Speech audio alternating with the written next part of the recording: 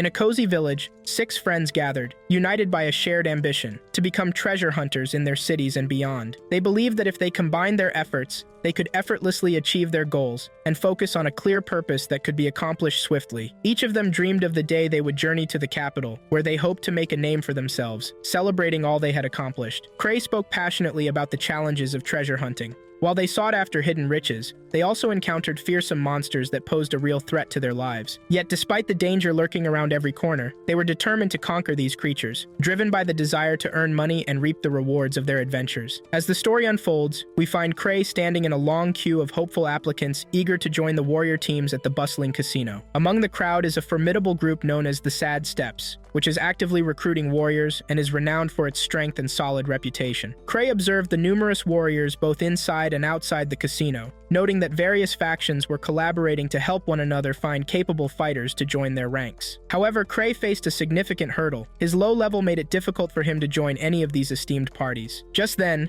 a girl named Rhoda appeared in the line, breaking the ice by asking him why he was there, introducing a new twist to the conversation and the adventure ahead. Rhoda noticed that Cray didn't reply and looked at him with curiosity. She quickly apologized, explaining that she spoke up because she felt just as nervous as all the other warriors waiting to apply. She mentioned that he seemed like a kind person, which encouraged her to reach out. Introducing herself, she revealed that she was in the 3rd stage of hunters. However, Cray didn't warmly engage. He introduced himself, but then turned his gaze away, leaving her feeling a bit embarrassed. Undeterred, Rhoda continued to chat with him, eager to keep the conversation going. Rhoda explained that she had come alone and was struggling to reach the treasure guarded by wolves, so she was considering joining a party. However, her words were abruptly interrupted by a massive man who scoffed, "How do you think you can do that when you're only in the 3rd stage?" He added that her aspirations were laughable, and that this place was meant for seasoned warriors, not beginners. Undeterred, Rhoda challenged him, asking, "And what's it to you? Why are you interfering?" He replied that this place was for professionals in hunting, not for amateurs like her. She shot back, "Who are you calling a beginner?" He clarified that the clan he belonged to was incredibly strong, and while her level might be considered average elsewhere, it was weak here. The burly man continued, advising Rhoda, "It's better for you to go home so you don't get hurt." With a defiant spark in her eyes, she countered, "And do you really think you're at a high level?" He answered with confidence, "Of course." Rhoda then proposed, "Then why don't we have a match to see your true strength?" She drew her weapon, ready for a confrontation. Just then, a member of the clan overseeing the warrior interviews intervened, pointing out that drawing weapons in the streets was unacceptable and could lead to them being banned from the interviews. Rhoda laughed it off, saying, "We were just joking." Meanwhile, Cray felt a wave of embarrassment wash over him from the escalating situation. Afterward, we find Cray standing alongside Rhoda, who was astonished by the sheer number of hunters present. "This is my first time in a place like this," she exclaimed in amazement. Cray replied, "That's normal. I've been here 5 times before." She quickly apologized for her earlier outburst, but he reassured her, saying, "No problem at all." As Cray observed the warriors around them, he remarked that well-known hunters would have great opportunities, while the others would need considerable talent to make their mark. Rhoda turned to him, curious about the people present. Cray began to introduce her to the various teams, explaining that one of them was called the Brave, led by a warrior from the 7th stage. He emphasized that if she joined them, she would become a distinguished hunter. Rhoda inquired again about the empty spots, and the huge man who had argued with her earlier interjected, "It seems you don't know much. This is the domain of the Sad Steps party." Cray quickly clarified, "This party was founded by my friends who came to this town some time ago. They gained great fame and reached very high levels." The large man continued, "This is the first time the Sad Steps party has invited new members, which is why it's so crowded today." Rhoda pointed out some people sitting alone, asking about them. Cray replied, "Those are independent hunters who also want to join different parties." Just then, a young man burst into the scene, exclaiming, "Where is the Sad Steps party? I don't have time for all this nonsense with these weaklings. I'm going to apply to the Sad Steps team because I'm destined to become a skilled hunter." And Rhoda noted that he was ahead of her in the stages. A girl named Tino appeared, visibly irritated by the young man's bravado. She approached him and demanded, "What do you want?" With a firm stance, she added, "You need to know your place." One of the members of the Brave Party tried to intervene, telling Tino, "Don't do that." Tino, unfazed, replied, "I won't hesitate to take care of this myself. If my sister were here, she would have dealt with him already. I believe I deserve a spot in the Sad Steps party." The young man who had attempted to calm Tino down interjected, "You seem to have forgotten that the vice president asked us not to cause any trouble. Just ignore him." The arrogant young man shot back angrily. "Who are you calling foolish?" The other guy retorted, "You're the foolish one." At that moment, the huge man jokingly suggested, "Why don't you two duel to see who's stronger?" The surrounding hunters quickly began to clear a space for the impending showdown. Cray urged Rhoda to step back from the arena to avoid getting caught up in the fight, and she agreed. following him. However, just as Tino was about to enter the fray, she sensed Kray's presence and halted him before he could leave. Upon recognizing him, Kray stumbled and fell to the ground. Tino quickly apologized, exclaiming, "Sorry, what are you doing here, my master?" Meanwhile, the leader of the Brave team greeted Kray warmly, saying, "How are you, Kray? You're late." The crowd was taken aback when they realized Kray was the leader of the Sad Steps party, and he had been incognito among them to scout new warriors. Everyone acknowledged his accomplishments and began showcasing his famous techniques, starting with a simple first step. Kray reminisced about their early days in the capital when they were just beginners in hunting. They had managed to gather treasures and defeat nearly all the monsters, transforming into the professional hunters they were today. He recalled the last battle, where he nearly lost his life if not for his teammates saving him. In that moment, he understood that he wasn't as strong as the rest of the team, and feared he might hinder their dreams. With a heavy heart, he resolved to express his desire to leave the team, knowing they wouldn't easily accept his departure. As he began to share his thoughts with his friends, one of them interrupted, "Wait, Kray, I've been thinking. We need a leader to represent us and guide us. You should be our leader." Kray was astonished to realize they had chosen him for this important role, and to his surprise, everyone agreed. Kray responded to his friends, "It seems you haven't heard what I was trying to say." From that moment on, he accepted the responsibility of leadership and served as their leader for many years. He often sighed, saying, "Since we were young, I've wished to retire from this duty. I'm just tired." In another scene, Kray was sound asleep when the leader of the Brave team came to wake him up, exclaiming, "You're late because you overslept." Tino quickly intervened, defending him by saying, "Stay away from my master and don't disturb him." The clan leader chuckled and retorted, "You back off." Turning to Kray, the clan leader continued, "You've been in disguise so the warriors wouldn't recognize you." Kray stammered, I mean no." The leader pressed on. "Didn't you ask us to wear the official uniform? Why aren't you dressed for it?" Kray sheepishly replied, "Because I slept too long and couldn't get ready." The brave leader laughed, saying, "You and your comfort." Tino chimed in, suggesting that the leader is not a good influence, and that he might need to be removed from the list of warriors. The brave leader chuckled, responding, "Didn't I tell you that you're funny?" Kray quickly clarified that Tino was indeed a strong warrior, but had been trained by his old friend, which is why she held him in such high regard. The brave leader then asked Kray, "Have you found a suitable warrior for us?" Kray replied, "If I recommend someone, will you include him in the team?" The leader nodded. "Yes, as long as you choose wisely." Just then, a member of the Brave team attempted to join the conversation, but the leader interrupted her, saying, "Be quiet." Tino turned to Kray and said, "I wouldn't mind joining the Brave team if you have no objections." At that moment, Gilberto, the mischievous young man known for his antics, chimed in, declaring that he could consider joining the team if they wanted him. Tino attempted to strike Gilberto, but Kray quickly intervened, saying, "No, wait." He then turned to Gilberto and said, "You're at level 4, which is solid, but you're not part of any party, right?" Gilberto replied, "My name is Sword of Torment." Kray nodded appreciatively. "That's a good name." However, Gilberto added, "But I'm not a good person." Kray suggested that the brave leader could train Gilberto to become a formidable warrior, but he hesitated, admitting that choosing warriors felt like a matter of luck to him. Turning to Gilberto, he asked, "What's the most important trait a warrior should possess?" Gilberto struggled to respond, so Kray answered for him, "The most crucial thing is not to lose in battle." Kray confidently stated that since becoming a warrior, he hadn't lost a single battle, which surprised and impressed those around him. He then added with a hint of sarcasm, "That's because I haven't faced any real wars yet." Pulling a ring from his finger, Kray announced, "This ring is for everyone, and whoever catches it will join the Brave team." Cheers erupted from the crowd at his words. As Kray tossed the ring into the air, Gilberto managed to catch it. However, Tino quickly intervened, striking him and causing him to drop the ring, which rolled away. Chaos ensued as everyone scrambled to grab the ring, knowing that whoever held it would join the Brave team. The scene quickly turned frantic, resulting in the destruction of much of the furniture around them. Kray decided to leave, saying, "Keep the ring forever." He bid farewell to Rhoda and the large man, assuring them, "We'll definitely meet again," before exiting with plans to return home. Upon arriving home, one of the staff informed him that the news had reported the complete destruction of the restaurant the previous day. Kray asked, "Was anyone hurt?" She replied, "No." Feeling relieved, he said, "Good. That's fine then." He then asked again, "Did the leader of the Brave team know what happened?" She confirmed this, prompting him to inquire about the leader's reaction. The staff member shared that the Brave leader had laughed at the situation. Kray commented, "He's a good sport," and instructed her to charge the cost of the repairs to his account. The staff was taken aback by his nonchalant attitude and informed him that the Explorers Association wanted to see him.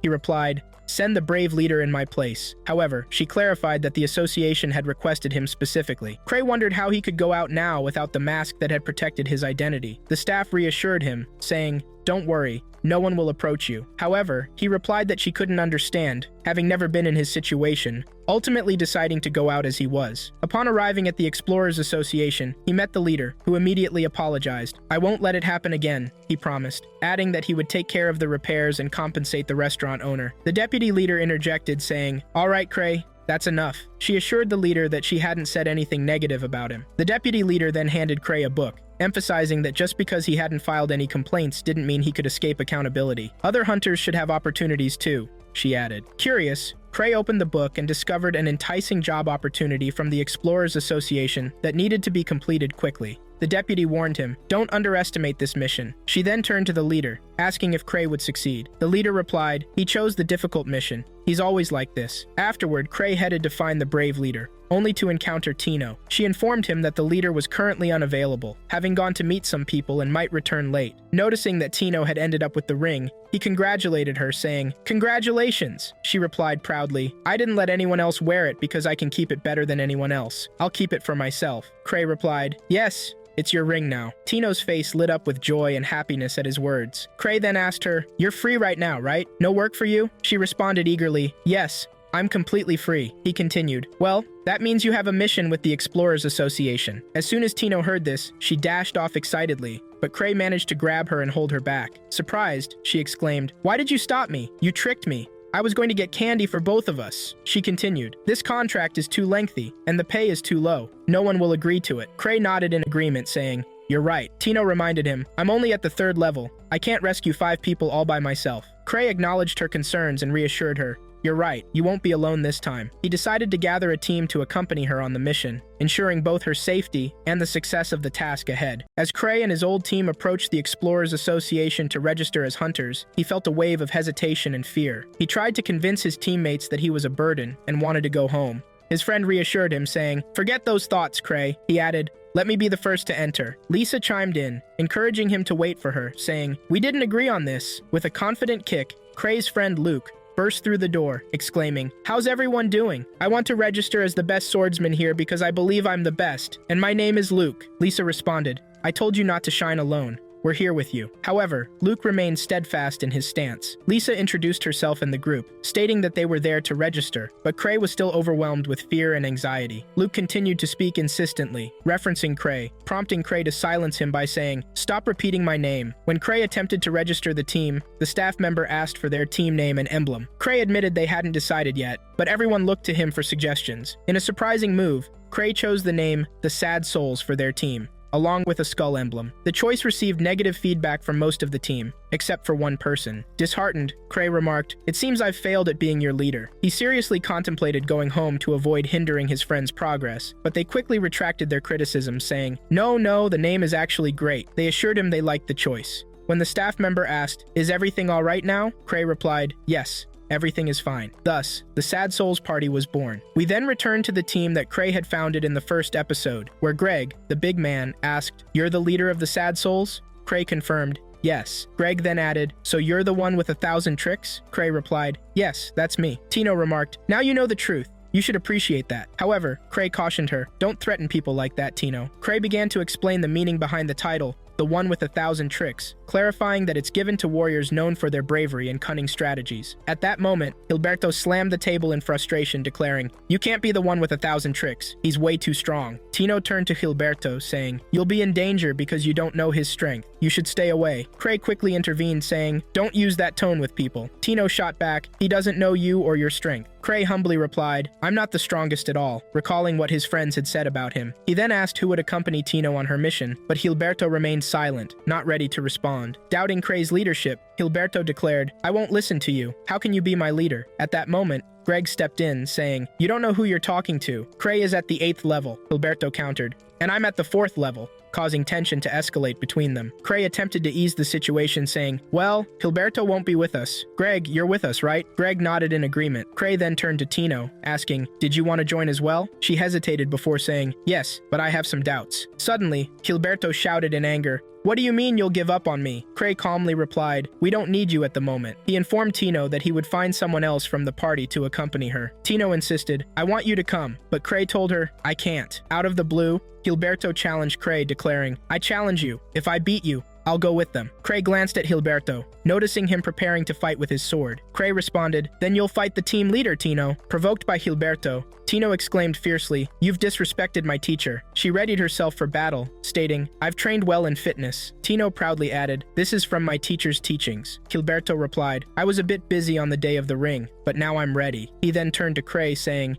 after I finish with her, I'll deal with you. Cray sarcastically remarked, and why should I fight? He then warned Gilberto, she's at the 4th level, just like you. This revelation surprised Gilberto. Tino dropped her sword, saying, I'll minimize my weapon usage so I don't hurt you. With determination, Gilberto replied, I won't fight you with a sword since you're unarmed. With a smile, Tino lunged at Gilberto, knocking him to the ground with a single powerful blow. She held Gilberto down and declared, you need to respect my teacher and treat him politely every time you see him. With that, she delivered another strong blow, sending him to the ground again, and proudly asked, what do you think, my teacher? I learned all this from you. Cray laughed to himself, thinking, I really can't do what you're doing. Meanwhile, Dora and Greg exchanged glances and commented, this is the power of the sad souls. Gilberto began to reminisce about his days of glory as the leader of a powerful team, where he had amassed countless treasures and faced down opponents without fear. He used to triumph even against those who were higher than him in training. Tino urged him, get up! Grab your sword and fight, but he shook his head, and she called him an arrogant fool. Cray stepped in, asking, did you leave your party because you felt weak with them? Gilberto responded in surprise. How did you know? Cray explained, because something similar happened in our party.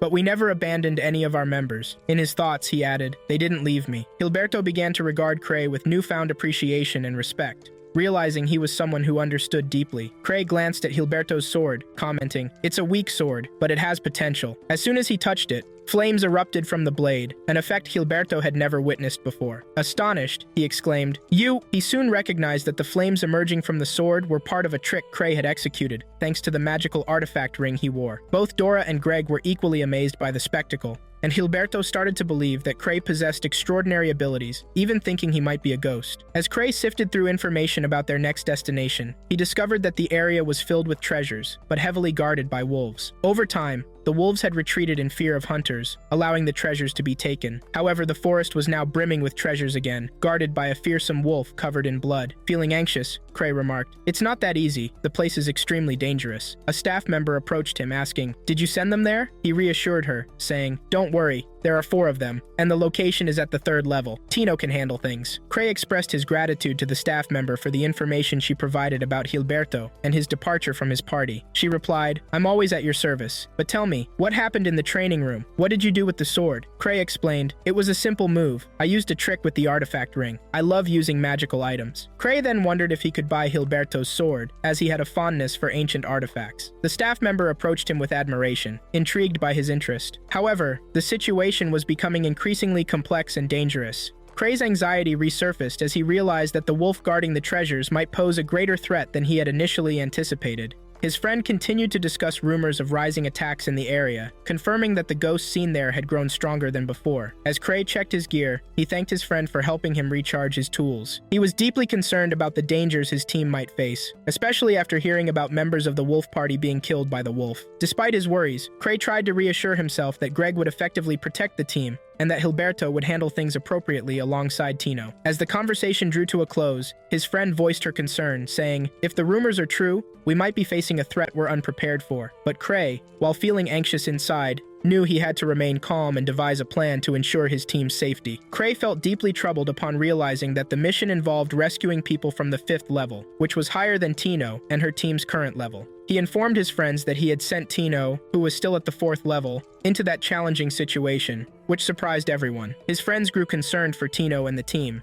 especially after Cray clarified that the warriors accompanying her weren't in the best shape. However, he suggested they could view this mission as valuable training. Trying to reassure them, he said, don't worry too much. Suddenly, he remembered he needed to leave quickly after recharging his equipment and thanked them for their help. Yet, as he was about to depart, he nearly lost his balance from the anxiety swirling within him. He attempted to calm himself by recalling Gilberto's bravery and competence in tough situations. As the team made their way to the mission location, they discussed the difficulty ahead. Tino remarked, that's why I wrote my will. Master Cray wouldn't send me on a mission without knowing how dangerous it is. Dora asked in surprise, does that mean Mr. Cray is aware of what's happening here, and that's why he sent us? Tino replied confidently, of course, he knows exactly what he's doing, and the composition of the team was no accident. Greg, despite his anxiety, voiced his skepticism, saying, I'm still not convinced by the talk. But deep down, Everyone knew that Cray had a plan and trusted their abilities to face the challenges ahead. Gilberto reflected on his meeting with Cray just the day before, wondering how Cray knew the reason for his departure from his old party. Tino explained, "Cray knows everything.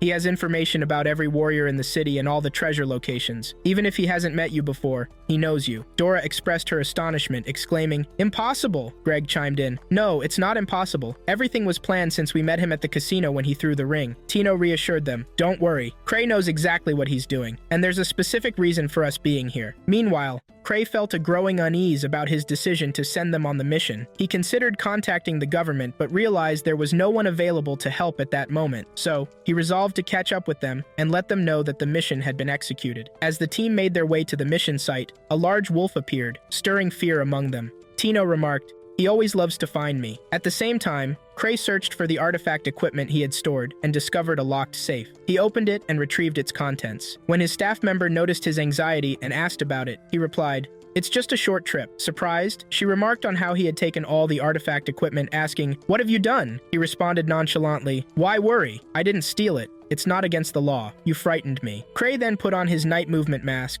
designed for swift travel, and answered the staff member's question about needing assistance. This outfit is meant for only one person. With that, he launched himself into the air, heading towards his team.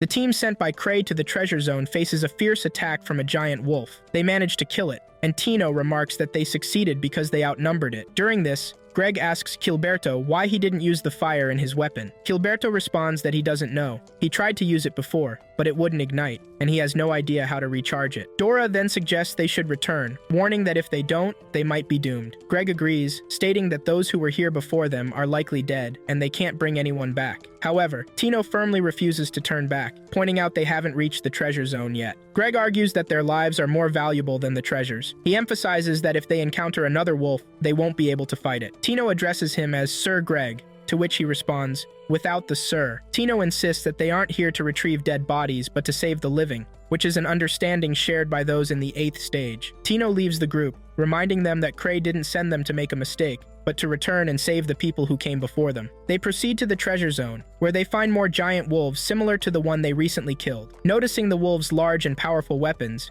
Greg remarks that the wolf they faced earlier was weak in comparison. Dora comments that the area seems specifically designed for the wolves, making it slightly smaller than their actual size, which might limit their movement. She suggests that if they decide to fight, they should do so within the confined area to restrict the wolves' movements. Gilberto volunteers to go in with his sword and attack, prompting Tino to question his judgment. "Are you crazy or superhuman?" she asks, advising him not to rush in. Gilberto defends his sword, stating that while it can ignite, it's still stronger than a regular sword. Tino firmly asserts her leadership, saying, "Not everyone needs to act on their own. I'm the leader, and Cray trusts me. The most important thing is that we return alive, and that's my responsibility." Tino begins laying out a plan, saying, "Dora and I are fast enough to draw the wolves' attention the moment they see us, while Gilberto and Greg can launch an attack from behind. The wolves' weapons are large and strong, but we can hold them off. If things get tough, we'll stand together. None of us will be just a shield, and will remain united, not mere sacrificial pawns." Meanwhile, Cray is on his way to the team, muttering, "I hope Tino is still alive. As for the others, they can serve as sacrifices,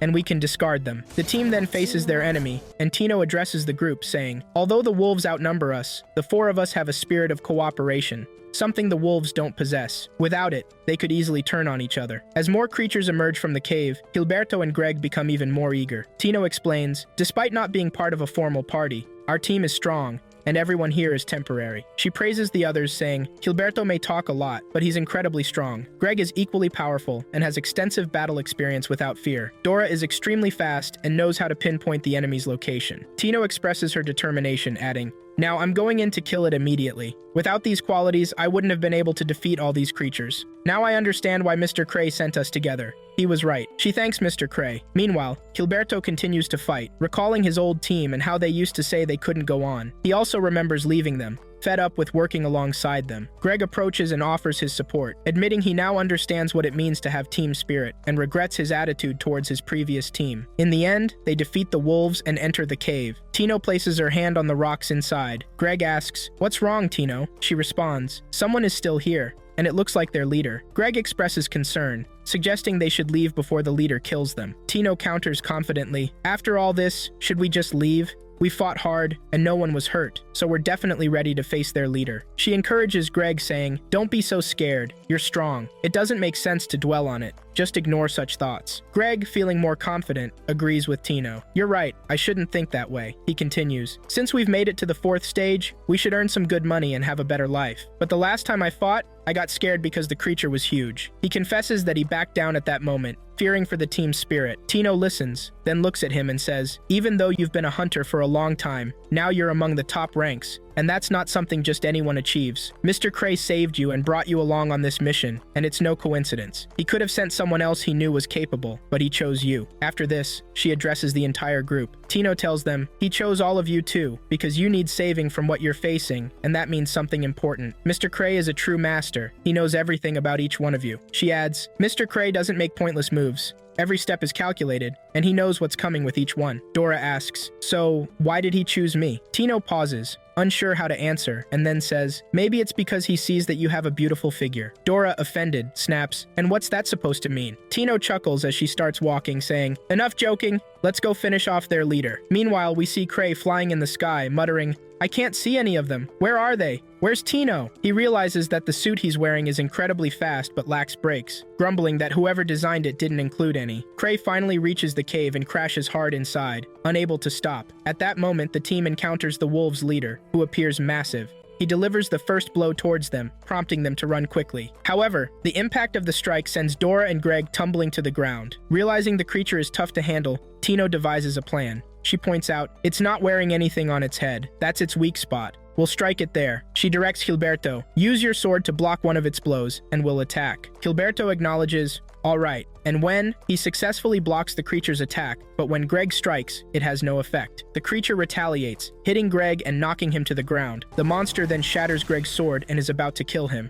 but Dora saves him just in time. Tino seizes the opportunity and dashes towards the creature's head to strike. The creature injures her leg, but she manages to land a killing blow with her sword. As she climbs down, she announces, "We've won!" Dora rushes over and asks, "Is your leg okay?" Tino replies, "Yes, I'm fine. I have something to treat it," and applies the remedy to her wound. Greg and Gilberto share a moment. Greg laments, "Did my sword really have to break today?" Gilberto reassures him, "Doesn't matter. What's important is that you're alive." Greg laughs, "You're right. That's the most important thing." Tino then hands Greg her sword, saying, "Take this. It's better than being unarmed." Greg expresses his gratitude. Suddenly, they hear a strange noise from deep within the cave, and a sharp arrow narrowly misses Tino. They see a pack of larger white wolves emerging, even bigger than the one they thought was the leader. Tino, looking at the advancing pack, questions aloud, "Why would Mr. Cray do this? There are too many of you here." She then concludes, "We don't have a choice." Tino quickly forms a plan, telling the group, "We'll go to the passage on the right. They won't be able to reach us there because it'll be too narrow for them and their weapons." But just as they're about to move, a wolf blocks their path. Gilberto and Greg, realizing the urgency, declare, "We don't have any other choice." They urge Tino and Dora to run ahead and leave them to handle the situation,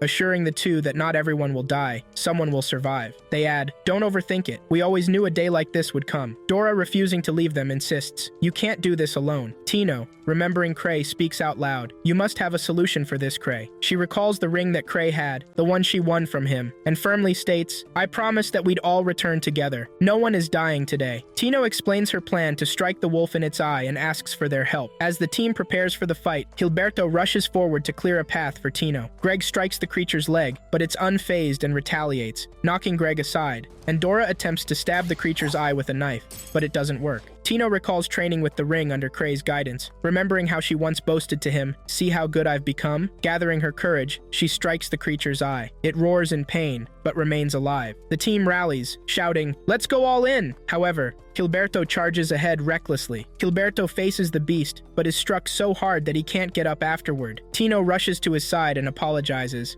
"I'm sorry, my instructions were wrong, but you were too hasty." As the wolves surround them, Tino whispers, "It looks like this is the end." Suddenly, Cray emerges from the wall, exclaiming, "This trick is really painful." Tino's face lights up with joy at the sight of him. One of the wolves attempts to strike him with a sword, but Cray remains unharmed and calmly declares, "I have 17 lives, so whatever you do won't affect me. Cray starts casting another spell to strike a wolf, but it doesn't kill it, just weakens it. The team is puzzled by how the creature remains alive despite taking so many hits. The wolves then gather their weapons around Cray, who nervously thinks, "Why are there so many weapons? This isn't fair," he adds. "Good thing I brought 17 lives, but honestly, I just want to go home." As the wolves ready their weapons, Cray sighs. "Alright, this is my last trick." He pulls a bottle from around his neck and takes a drink, surprising the wolves, who wonder, is this really the time for a drink? Cray then throws the bottle at them, creating a blinding effect that leaves the wolves unable to see. He orders the team to run, and Tino joins them as they make their escape. While running, Gilberto expresses concern. "If we keep up this pace, they'll catch up to us." Dora reassures him. "Don't you know how Tino works?" she adds. "And Mr. Cray is behind us, covering our escape, even slowing down to keep us safe." Inwardly, Cray mutters, "But this is my maximum speed." Tino recalls the first time she met Cray, when she was about to be kidnapped by a gang. Cray had appeared to save her, carrying a compassionate spirit that made her feel protected. Tino began to admire this group and longed to be part of it. The team manages to escape from the wolves. Gilberto thanks Cray, "You saved us." Dora adds, "Tino fought really well." Cray nods, acknowledging, "I know Tino is strong." He then turns to her and apologizes. "I'm sorry, I know saying that won't change anything." Noticing her injured leg, he remarks, "And you've hurt your leg too." Tino replies, "Yes, it hurts quite a bit." Cray begins healing Tino's leg, restoring her wound to its previous state. Tino thanks him, saying, "Thank you, Master." Gilberto, impressed, comments, "He has a healing spell." But Cray inwardly thinks, "I do everything with magic, but there's still an issue." Greg asks Cray, "Did you kill the wolves?" Cray responds, "No, but we escaped, and that was the best option. Let's get out of here." Cray starts walking, and the team follows, but he feels lost, unsure of where to go or how to navigate, having no knowledge of the area. We see a glimpse of Cray's past with his old team, where he used various magical tools in battles. His teammates were always impressed by his collection and often asked, "How did you get all these things?" Cray would respond, "Whenever I had money, I bought something." One of his teammates, Lisa, reminded him, "You promised to give me one of these magical tools as a gift." Cray assured her, "Of course, I'll keep my promise." Lisa noticed an object and tried to hold it, but it kept slipping from her grasp, and she struggled to control it. Meanwhile, another friend of Cray's held a small bag and curiously asked, "What is this?" Cray explained, "It's a small bag, but it can hold a lot of things." Luke, another member of the team, picked up a sword and admired it, saying, "This sword is really good." Cray warned him, "That's a cursed sword." Suddenly, under the sword's influence, Luke tried to attack everyone, but a friend restrained him in time. Back in the present, Cray is walking with his new team in the wolves' lair, feeling increasingly lost as they find themselves in a huge maze. The place looks the same everywhere, and each step they take only seems to lead them further astray. Cray wonders to himself, "Why am I leading the way? Dora or Tino should be at the front." He imagines Tino saying to him, "I hate you, and I want you to die," and he reflects on how she used to care about him. He questions what to do now, thinking,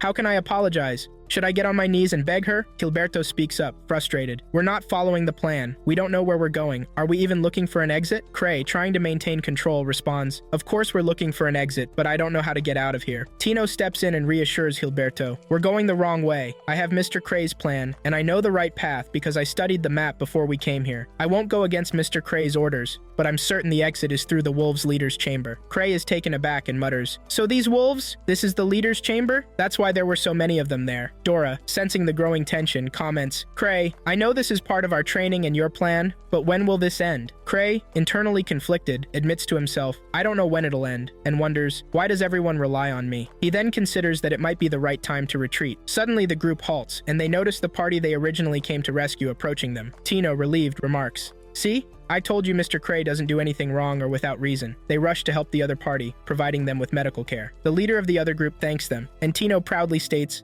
"Thank our leader, Mr. Cray." Cray, feeling awkward, responds, No, we might just be here by chance." Gilberto and Greg exchange concerned glances, and Gilberto mutters, "It seems like he's hiding something." Dora reports that she's given them medicine, but they are still exhausted. Cray cheerfully announces, "All right, I've got just the thing." He pulls out food from his magical bag and distributes it to everyone. Tino watches in amazement and wonders aloud, "How do you always have so much food?" Gilberto, curious, asks Cray about the source of the food. Cray gestures towards the bag and says, "That's a secret." He continues to pull out more food from the magic bag, and Tino remains captivated, exclaiming, "How can you do that?" Despite the tension, Cray manages to lighten the mood with his easy banter and jokes. Cray then approaches Tino and offers her a special dish. Meanwhile, Greg converses with the rescued party's leader. Greg expresses relief. "It's good to see all of you safe, and that no one died. But how is it that the fifth party couldn't handle these wolves?" The party leader explains, "We weren't adequately prepared and didn't know the enemy was this strong. Gilberto, puzzled, remarks, I didn't expect a fifth party squad to fall so easily to a few wolves. The leader corrects him. What wolves are you talking about? These aren't just wolves.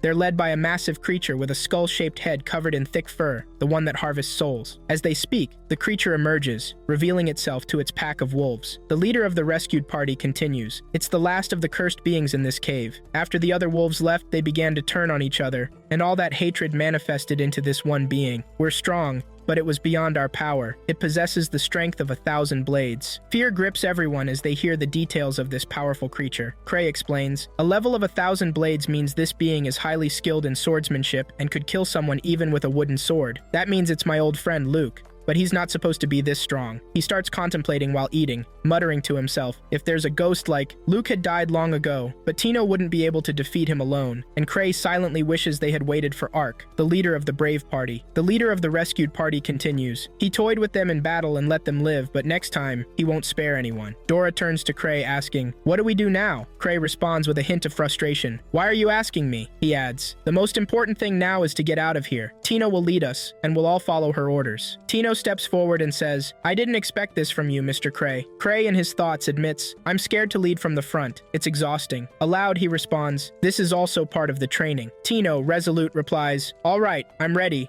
and my leg is fine now, so I can run at full speed again. Cray acknowledges, good, but we have exhausted people with us too.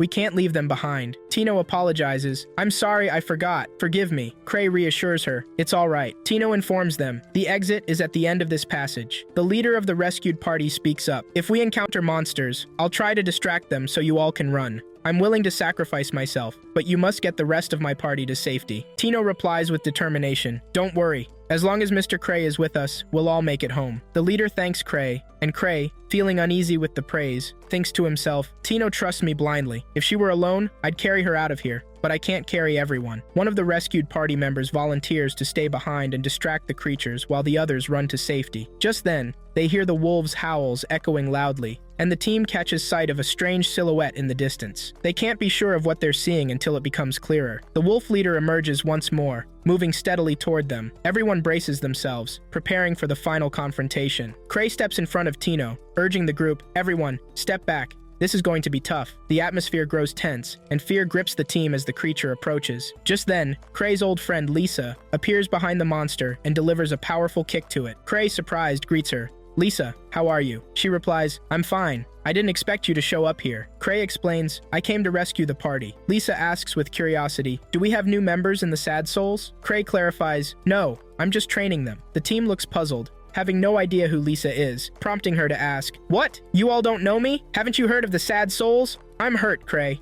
She then hands Cray a weapon he had forgotten before heading out, and mentions visiting his house, where the staff told her he was heading to the wolves' cave. Removing her mask, she waits for recognition, but no one responds. Turning to Tino, Lisa says, you too, Tino? Don't you recognize me? I'm the one who raised you. Tino's eyes widen as she tightly grips Lisa's hand. Terrified, Tino seems paralyzed with fear. When Gilberto tries to say something, Tino lashes out, slamming him against the rocks and demanding, what are you trying to say? Speak up. But Gilberto is left speechless. Lisa turns back to Tino, trembling, and stammers, did I teach you this? Did I tell you to do this? Shouldn't you know not to do such things? Tino, visibly shaken, begins apologizing profusely, feeling overwhelmed by guilt. She's on the verge of lashing out again when Cray steps in, intervening and addressing Lisa. By the way, Lisa, Tino fought incredibly well and took down many monsters. Lisa, now calm, responds, really? And what else? Cray adds, she's also learned to control her emotions. Lisa nods. Yes, of course. I always think before doing anything now. Cray looks over at Gilberto and agrees with Lisa. Absolutely. Lisa then questions Cray. So, Tino has talent? He affirms, yes, a great deal of talent. But Lisa isn't satisfied. That's not enough. I want her to be ambitious too, and ready to face death if needed. Tino, still feeling the weight of her actions, turns to Cray and says, I'm sorry for what happened. It's all because of me. Cray tries to reassure Tino, saying, no, there's no problem. Don't worry. Suddenly, they are confronted by the skull-faced creature and a large wolf wielding a massive gun, which sends a wave of fear through the group. Lisa steps forward to fight, turning to Tino and harshly reprimanding, everything we're dealing with is because of you. I won't let this slide. You're useless. She then puts on her mask, preparing for battle. The large wolf fires its gun at Lisa, but she catches the bullets in midair with a fierce expression. Anger boiling within her, she retorts, "Do you really think you can scare me with that gun?" The group is stunned by Lisa's boldness. Turning to Tino, she scolds, "Was the gun the reason you couldn't kill the creature? You've brought shame upon me after all the training I gave you." Lisa leaps into the air and delivers a powerful kick, finishing off the wolf. But as she lands, the skull-faced creature attacks her with its sword. She grabs the creature's sword mid-swing, redirecting it and launching a counterattack. Lisa relentlessly strikes the creature while it's on the ground and lectures Tino, "As long as you're attacking, they can't escape you. You need to ignore your own life during a fight and learn to kill without hesitation. Hit them like this. I'm disappointed in you. I never expected you to be this foolish." Tino struggles to hold back her tears, unable to stop herself from crying. Cray, feeling the weight of guilt, says softly, "You're crying. I'm sorry. I did this to you." Once Lisa overcomes the creature and it dies, Cray approaches and starts to speak, but Lisa cuts him off, stating, "With 1,000 blades level, I killed the creature with ease." She adds, "The sad souls are the strongest party in the world." With the battle over, "Are you done, Tino? Are you okay? You're safe now." Tino responds with a slight nod. "Yes, I'm okay, I guess." Lisa embraces Cray and says warmly, "I'm back." Cray smiles and replies, "Welcome back to us." The team gathers once more, and Gilberto steps forward to announce that he's returning to his original team. He apologizes to them and declares his determination to continue fighting until he becomes like Lisa, capable of catching bullets with his bare hands. But the group collectively voices their doubts. "No, you can't." Tino chimes in, "You wouldn't even know how to become like them because their masks are specially crafted just for them." At this point, Cray recalls the time he brought them the masks and how they cherished them deeply, though he had forgotten to make openings for the eyes. Cray recalls his past and his friend, Setri, who asked him to keep a bottle she had invented. Cray agreed, saying there was no issue with keeping it, and he mentioned that Setri was one of the strongest and smartest warriors in the Sorrowful Souls team. She had also studied chemistry extensively, earning her the title of the Genius. Cray then asked Setri if he could open the bottle he was holding. Setri warned him not to open it there, or else everything in the capital would be destroyed because it was highly dangerous. She also urged him to handle it with extreme caution. At this point, Cray returned to the present, sitting alone in his room. He began searching for Setri's bottle, trying to remember where he had placed it. He recalled the last time he used it, which was in the wolf cave, and how it was empty when he used it. He figured Setri was probably just joking around with him. Talking to himself, he thought that if he kept overthinking this situation, he might make himself sick. Meanwhile, a new party had ventured into the wolf cave and attacked, slaying some monsters there. The party was led by a male and female warrior. The male warrior remarked that the strength of the monsters had significantly increased over the past 2 weeks. The female warrior stated that they were on an official mission from the association to investigate what was happening there, emphasizing that the situation was not simple. The male warrior agreed, acknowledging the importance of the treasures found in the cave for the state. He also mentioned that they weren't the only ones searching, as the 1,000-trick warrior was investigating from another direction. Cray woke up from his sleep and left his room, where he encountered his assistant. She informed him that the association wanted a report on what happened in the wolf cave. Cray instructed her to tell Tino to go since she was the leader at the time, and he only arrived late to assist. The assistant informed him that Tino was currently in a training session with Lisa. Cray then said they needed to check on her immediately and asked the assistant if there were any disturbances in the capital. She responded that she wasn't sure but would conduct the necessary investigations. Cray reassured her that he wasn't worried, saying it was just a casual question. As Cray made his way to Tino, the assistant pondered to herself, noting how Cray often mentioned things before they happened. She realized that the first time he did so wasn't a coincidence, but rather something he intentionally predicted. She then wondered to herself, what will happen in our capital? Cray went to the training room to see Tino and Lisa, and he realized that no one was allowed to enter because Lisa was training Tino alone. The warriors outside seemed annoyed by this. Cray found a 6th-rank warrior waiting outside, and the warrior informed him that he couldn't get in and urged Cray to stop Lisa because she might end up harming Tino under the guise of training. Cray entered and saw Tino lying on the ground. Lisa asked her, "Why don't you get up, Tino? Have you exhausted all your strength? If so, then you must die now." Cray intervened and told Lisa, "That's enough." Lisa turned to Cray and asked, "What brought you here?" "I'm still training Tino because she's too weak, unlike how I was in my youth." Cray replied, "Of course, but Tino can't go on any longer, or she'll face death." Lisa responded, "Fine, I'll stop for today at your request." Tino then stood up, grabbed onto Lisa, and told her she could continue, and that she was fine. Lisa acknowledged her determination and said, "All right, let's keep going." Cray hurried out and locked the door behind them, telling everyone that it was impossible to reason with Lisa in this state. Savan approached Cray and said, "It's your fault they're like this because of your harsh treatment, but it doesn't matter. We'll enjoy seeing Tino gain some new skills and become stronger. He also informed Cray that the northern route had been cut off due to the appearance of new monsters in the area, and investigations were underway. Additionally, a party of knights had been completely wiped out. Cray mentioned that he'd heard travelers were attacked by the cave wolves, and he began muttering to himself, saying, "That's why the commander wants to meet me. If only Arak were here at this moment. He's smart, strong, and well trusted by people as their leader. If he were in charge, this problem would have been resolved smoothly. I hope he returns soon, and until then, I'll try to buy some time." Savin remarked, "You're as calm as ever," Cray thought to himself, because this isn't my problem, and I have no connection to it. He also thought that if Savin went to the commander, he'd likely be tasked with the mission on Cray's behalf. Cray then asked Savin if he had completed his duties for the association. He also instructed him to tell the commander that he was extremely busy if he inquired. Cray left, and Savin's assistant expressed his surprise, saying, "No one can ever figure out what goes on in Cray's mind. He's always thinking cleverly and seems uninterested in things." Savin replied, "That's how he always is. But you're new here, so it'll take time to get to know him. Cray protects the Sorrowful Souls team he belongs to. You should understand that Cray isn't simple. He's a destructive beast. I'm not telling you to be afraid, but you must be cautious of him, and not underestimate him or his mind." The commander then spoke with his deputy, mentioning strange and unclear events happening in the northern region, stating that he needed to speak with Cray. The deputy informed him that Cray had sent a message saying he was very busy and couldn't come. The commander declared that he would go to Cray's place himself, adding that Cray surely had vital information about what was happening, especially since he rarely visited the treasure area but had recently done so. A group of high-ranking officials in the capital gathered to discuss a major event in the capital, mentioning a girl named Sophia, who was capable of solving the issue. Cray woke up from a very disturbing nightmare in which the entire capital was burned to the ground because of his friend Cetri's invention. Startled, he found Lisa sleeping next to him in bed, waking up due to his shouting. Cray thought to himself that she always sneaks into his bed at night and that her body temperature is always high. Lisa asked Cray, "Are you free today?" Cray replied, "What about Tino's training?" Lisa said, "I'll give her a break today so she can recover her strength and avoid overburdening her." Cray then asked, "What about your own training?" Lisa responded, "I'll give myself a break today too."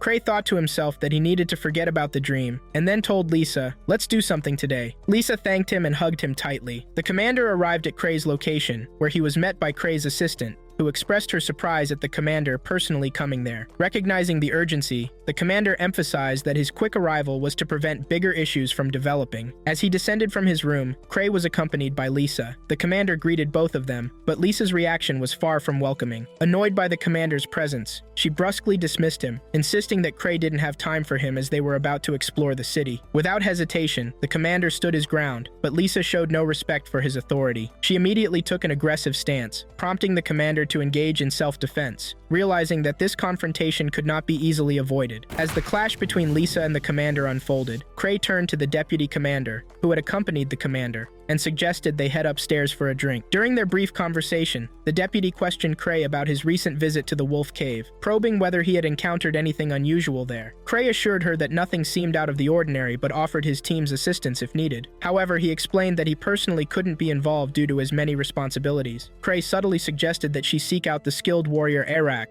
who was well suited for such tasks. Internally, Cray apologized for being unable to provide more help, recognizing his own limitations in the matter. Meanwhile, the intense exchange between Lisa and the commander continued. Lisa taunted the commander about his diminished strength, attributing it to his lack of rigorous training. Her words struck a nerve, causing the commander to lose his temper completely and attempt to overpower her. Cray, sensing the escalation, intervened and ordered both of them to stop.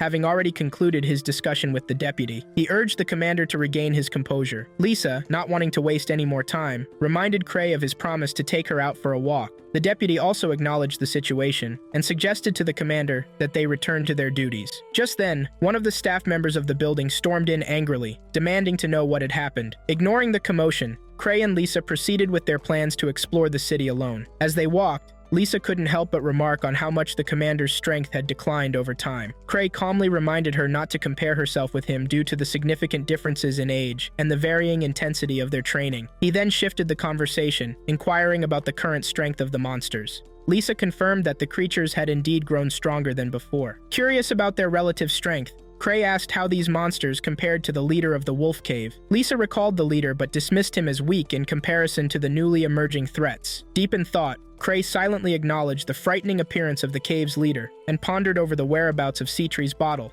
fearing the potential destruction it could bring upon the capital if not handled carefully. Finally, Cray posed a reflective question to Lisa, contemplating what she would do if the capital were completely destroyed. His mind remained preoccupied with the looming threat and the desperate need to find Cetri's invention before it was too late. Lisa expressed her desire to visit the lakes, mentioning how much she loved them and wanted to see them again. Cray, admiring her enthusiasm, quietly wished he could be more like her, carefree and spontaneous. Before setting off, Lisa handed Cray her bag, asking him to hold onto it for her. She then quickly rushed towards a stranger, grabbing him firmly by the arm. Concerned, Cray hurried over and asked Lisa what had happened. She explained that the man had been staring at them intensely and questioned if Cray knew him. Cray denied any knowledge of the stranger and urged Lisa to release him immediately. He then apologized to the man, allowing him to leave in a hurry. Lisa turned to Cray and commented on his forgiving nature, admiring his big heart. Meanwhile, the stranger, now free, walked away deep in thought, questioning why Cray had let him go, despite knowing that he had been watching them closely. He wondered if Cray had figured out his identity, or if he was just being merciful.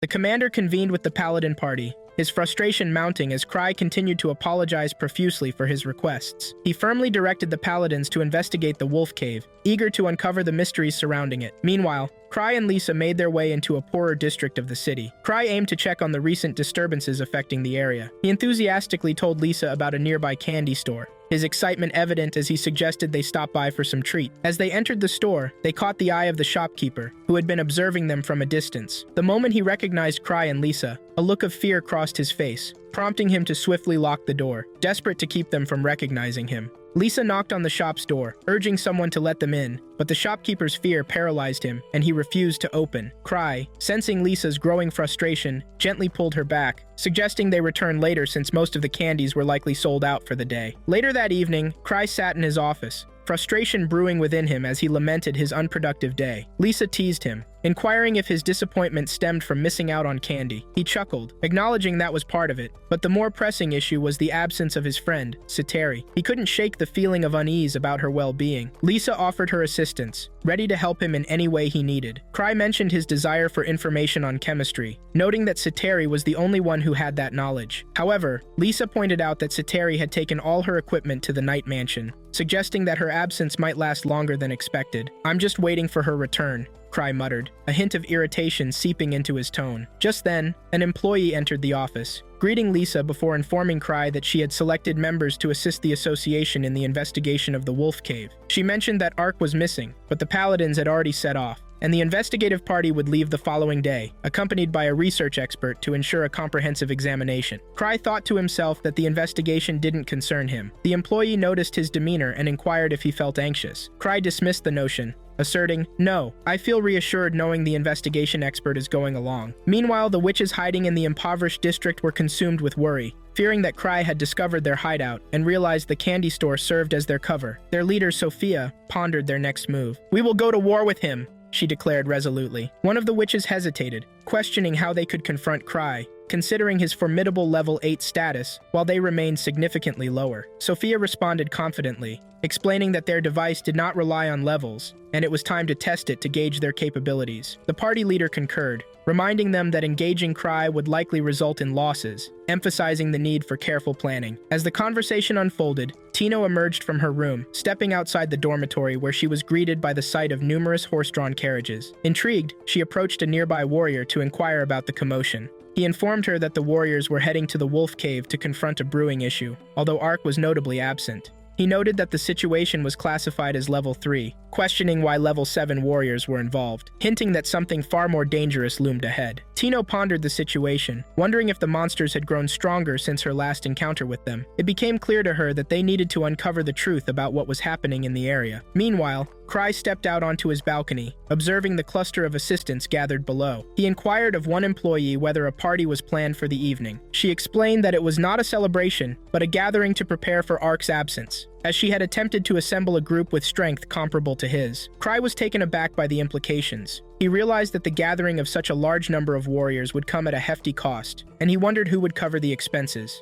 He suggested to the employee that with the high level of experience among the warriors, they could manage with half the number present. The warriors overheard Cray's comments and reacted with anger, expressing their disappointment at his suggestion. He thought that to pay them adequately, they would require a significant treasure from the third treasury. The employee, sensing the rising tension, addressed the warriors saying, "Mr. Cry wishes to speak with you." Cry explained that their numbers were excessive, and using only half would be sufficient for the mission. However, some warriors protested, insisting that the mission was too critical and dangerous, necessitating their collective strength. In response, Cry asked the employee if there would be any financial rewards for their efforts. She reassured him that Commander Gark had secured additional funding. Cry mused to himself that while the financial aspect seemed manageable, his concern for Citeri remained, particularly that she might be trapped in the cave. He told the warriors that there was no issue with them proceeding on the mission, emphasizing that it was not his place to prevent anyone from joining. Internally, he resolved not to feel guilty if they found nothing during their search. At that moment, Lisa entered the fray, questioning why she couldn't accompany the group. The warriors explained that while she was strong, they didn't feel capable of fighting alongside her at their current levels. Lisa pointed out that Cry didn't want to send them all because he believed they weren't progressing in their combat skills. She approached Cry, requesting permission for herself and Tino to join the mission. Cry firmly responded, no. When Lisa pressed him, asking, "Why not?" he reiterated, "I told you no, and that means no." Concern for Tino's safety weighed heavily on Cry's mind, particularly with Lisa in the cave. He then instructed the warriors to prepare for their mission. The employee asked Cry if he would accompany them, to which the warriors affirmed their readiness to go along with Tino, expressing confidence that the monsters would pose no challenge for Cry. Cry decided that 2 warriors would serve as leaders for the group. The employee mentioned that Sivan was already en route with his party. Cray resolved to finish his tasks before heading to the cave, confident that Sivan would take charge upon his arrival. A smile crept across his face as he contemplated all he would achieve. As the preparations unfolded, excitement filled the air as the warriors cheered, eager to embark on their mission. Meanwhile, Sivan and his party were already inside the cave, cautioning their team about the increased danger due to the rise in monster levels, urging them to remain vigilant. Back with Cry, Lisa expressed her sadness at not being able to join the group. Cry explained that she would have another important task that required her expertise. Lisa's spirits lifted at this revelation, and she asked, "Why didn't you tell me?" One of the departing warriors approached Cry, seeking his advice. Cry thought to himself that if they were to encounter a slime, they should exercise caution. The warrior, puzzled, asked, "Why would there be a slime in the cave?" Cry clarified his earlier remark, stating, "I didn't say there would be a slime, but I advise you to be careful if you do encounter one." Meanwhile, the witches convened at their hideout, discussing the escalating events within the cave. One member voiced her worries about the large number of warriors dispatched to confront them. Their leader, Sophia, reassured the group that the warriors were too arrogant to believe they could pose a real threat. However, she warned that if they interfered with their operations, she would not hesitate to punish them. Flick, another member of the coven, emphasized the need for caution, particularly because Cry, a formidable warrior, was among their opponents. He cautioned that if Cry summoned the sorrowful souls, they would face a significant danger. Yet Sophia remained unfazed, explaining that she had established a robust defensive system to ward off any attacks. She mentioned that only 3 sorrowful souls resided in the capital: Cry, Lisa, and Citeri. Flick, astonished by this information, inquired how she had acquired such knowledge. Sophia revealed that she had enlisted individuals to gather exclusive intelligence for her, providing her with confidence in her strategy. She noted that Lisa could withstand powerful magical assaults, while Cry would be vulnerable without his entire party supporting him. Then we must be wary of Citeri, Flick suggested, but Sophia dismissed this concern. She had already set up defenses around their territory that would prevent Citeri from using her alchemical skills to breach them. With a hint of personal motivation, Sophia expressed her desire to eliminate Citeri, stating that she was seeking to take the witch's invention for herself. She sought permission to deal with all the fools who obstructed their plans. With a nod, the leader commanded all witches to heed Sophia's directives and obey her without question. Meanwhile, Sivan was directing his party to evacuate the area of the cave. As they exited, they encountered a group of warriors arriving from the capital. One warrior mocked them, questioning their seriousness and implying they had found nothing within the cave.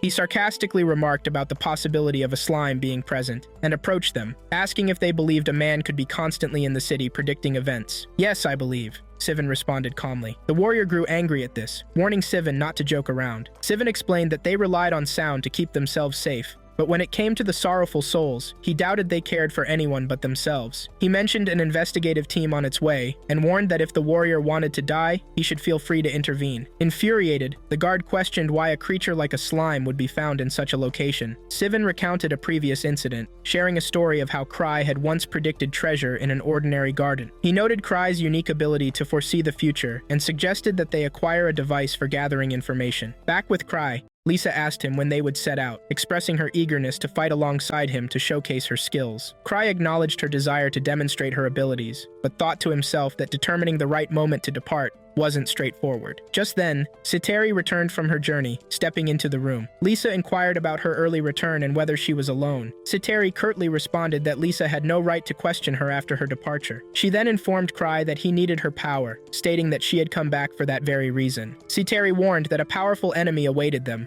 urging them to confront it before it grew even stronger. Lisa and Tino excused themselves from the room, leaving Cry and Citeri to discuss matters privately. Citeri shared crucial information about the witch's activities, while Lisa remained just outside, listening in. Meanwhile, the commander was preparing to head to the Wolf Cave. An employee cautioned him about his retirement status and whether he was physically ready for the task, suggesting that perhaps it was time to let the younger warriors take the lead. Frustrated, he replied that he wouldn't allow Lisa to mock his strength again and affirmed that he was fully capable of handling what the younger warriors could do. Just then, Citeri approached the commander, intending to ask him something important. Flick questioned the two mages who had been involved in the last battle, asking, "Who ordered you to send monsters one after another? Who commanded you to do this?" They replied, "It was Sophia who gave us the orders. But what should we do about this grave mistake? Should we beg for forgiveness later?" Flick, clearly angry, said, "Sophia lacks the full knowledge to manage wars, and her experience is very limited." He ordered them to summon her immediately. The mages informed him, "She's not here. She's currently inspecting our defensive systems and hasn't been responding to us when we need her." Flick grew even more frustrated and shouted, "We're facing an enemy with countless strategies, and defeating them won't be easy. We need to secure ourselves properly, and we do have the experience for that." One of the mages commented, "The master completely trusts Sophia and has made her responsible for everything, but we must win this battle." Flick replied firmly, "Of course, I won't allow myself to lose my master's trust or let him down." He then ordered them to release all the monsters and launch an attack on the warriors. Internally, Flick was still angry, resolving to teach Sophia a harsh lesson on how to manage battles effectively. Meanwhile, Siphon was interrogating two mages suspected of being behind the recent events. He accused them of creating something resembling a slime creature. Commander Ghoul added, "Just one injection of this can create a massive monster capable of destroying humanity." Citra intervened, saying, "Let's focus on the important question," and asked them, "Who is your leader?" "It's the Master of Mages, isn't it?" She introduced herself as Citra and assured them that no harm would come to them if they revealed the location of the Master of Mages and the other mages. However,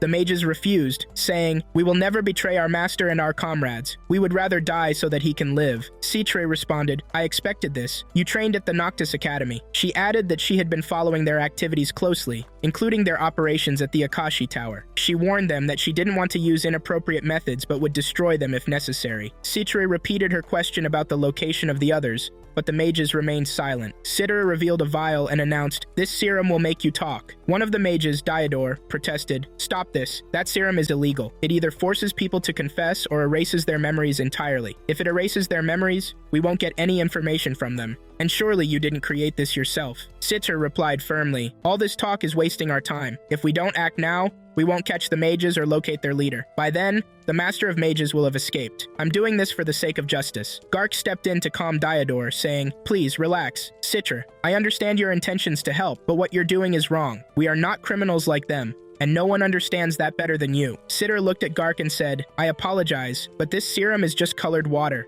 It does nothing." To prove her point, she drank it herself, shocking everyone in the room. "See, nothing happened to me," she said confidently. Suddenly, a loud explosion erupted from the forest, prompting everyone to rush toward the source of the sound. They were met with a captive who taunted them. "This is the end for you. Our beast has arrived here. You're useless, incapable of bettering yourselves." Siphon turned to Sitter, saying, "You were right, but what do we do now?" Sitter replied, "This beast has a large number of magical barriers protecting it. We need to identify and target those barriers." Siphon observed the beast's speed and said, "You're not taking this seriously. It's faster than the last beast we faced." Citra responded, "That means its serum must be different." She called for the shield bearers to advance. Lael, surprised by her decision, asked, "What are you planning?" Citra explained, "We need to test its weaknesses. Use your shield to confront it directly, or it will tear your arm off." Lael charged with his shield, but the beast struck him, knocking his shield away and sending him to the ground. Citra instructed the mages to cast spells at the beast to slow it down. However, none of their attacks landed, as the beast skillfully dodged every spell. Citra analyzed the situation, studying the beast's abilities. She noted that it was vastly different from the previous one,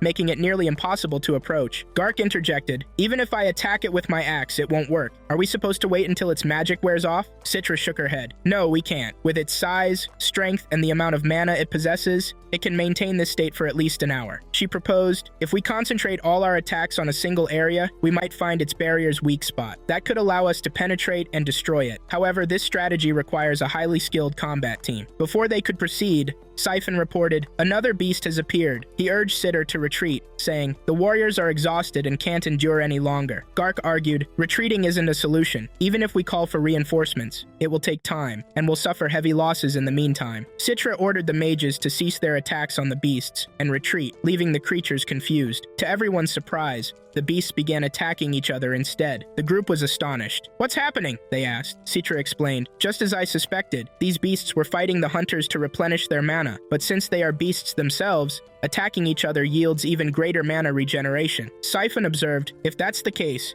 their mana reserves must be enormous. Just then, a third beast appeared, attacking the other two, revealing that there were far more beasts than anticipated, and they were now engaged in a chaotic battle among themselves. Elsewhere, the Master of Mages reprimanded Flick and his team, saying, you acted without consulting me or Sophia. I didn't authorize this, and you've depleted all our magical potions. Bowed and pleaded, please forgive us. Over the phone, Sophia explained, I didn't send the beasts because I knew this would happen if they were unleashed all at once. This doesn't mean I lack the knowledge to plan or lead battles. However, Flick, you're living in a fantasy world and act without thinking things through. The Master of Mages asked Sophia, what's our next step? She replied, we need to change our entire strategy. Cider isn't the only one on the battlefield. There's also Gark, a 7th tier warrior and the guildmaster of the fighters. One of the mages exclaimed, Gark himself is on the battlefield, fighting on the front lines? Sophia confirmed, yes, even though he's been retired for some time, he was one of the greatest warriors. Now that our supply of magical potions is gone, the situation has become incredibly dire. The Master of Mages asked, should we retreat now? Sophia answered firmly, no, we can't. Leaving the battle without gaining anything would damage the Akashi Tower's reputation. Besides, 2 of our mages have been captured, and we don't know when they'll reveal our secrets. Flick objected, how can you say that, Sophia? Those mages are our men, sworn to protect the leader, even at the cost of their lives. Sophia retorted, I wish that were true, but even if they don't talk, Cedar will hunt us down and find us. At that point, it'll become an all-out war, and whoever strikes first will win. We need to deploy the Hate Eater beast to overpower them. That will ensure our victory, retrieve our captured mages, and silence anyone who might betray us. The Master of Mages agreed. That's a brilliant idea, but the Hate Eater beast isn't naturally skilled in combat. Someone will need to control it and direct its actions. Sophia suggested, Flick can do it. He has strong magical abilities, and should prove his skills in this critical moment. Flick turned to the Master of Mages and said, I'm ready, my lord. I will teach the hunters a harsh lesson and show no mercy. Meanwhile, in the Wolf's Cave, one of Citra's students watched her with admiration. The sight brought back memories of when Citra was her teacher, dedicated, knowledgeable, and incredibly talented. The student felt a deep sense of inadequacy, thinking, I'll never be like her. She walked away,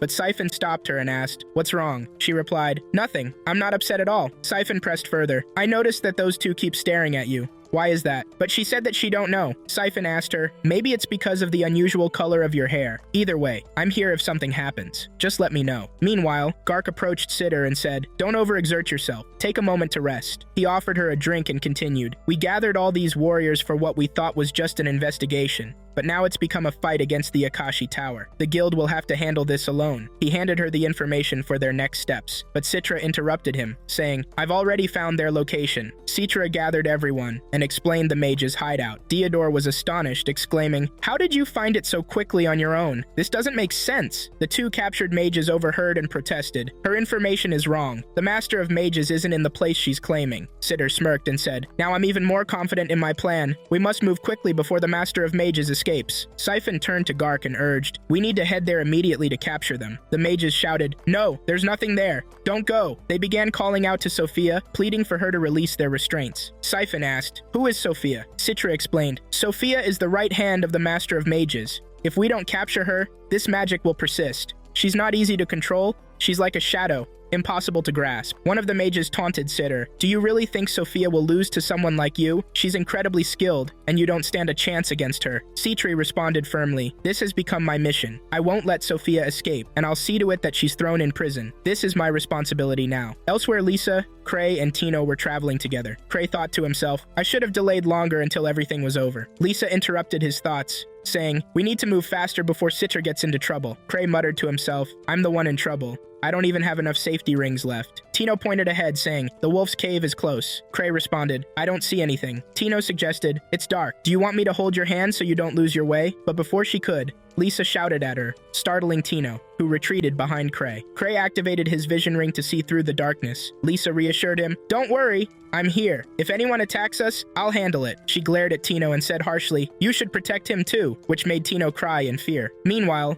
Cedar and her soldiers were heading toward the mage's hideout. Suddenly, Flick appeared, riding a giant bird. He unleashed a lightning strike that injured the group, boasting about his strength as he landed. He declared, I used a lot of mana in that strike, but it was worth it to eliminate you all in one blow. This will please my master greatly. I expected more from you hunters, but I guess I overestimated you. I'll finish you off now. Sitter responded, you used the lightning curse. We've faced that spell before, and I'll handle this. Flick sneered, you weren't affected by my lightning? Citra replied, this curse is familiar to us. It's part of our old treasures. She then pulled out a healing gun and aimed it at Siphon, fully restoring his strength. Revitalized, Siphon quickly charged at Flick and struck him with his sword, forcing him back. Siphon then leaped onto Flick's beast, but he couldn't inflict any real damage. The beast counterattacked Siphon, but Gark intervened just in time, landing a powerful strike on the creature. Meanwhile, Sitter used the healing gun on the other warriors, helping them recover and join the fight. Gark marveled, I can't believe she's using a water gun infused with healing spells. At the Akashi Tower, the Master of Mages scolded Flick, saying,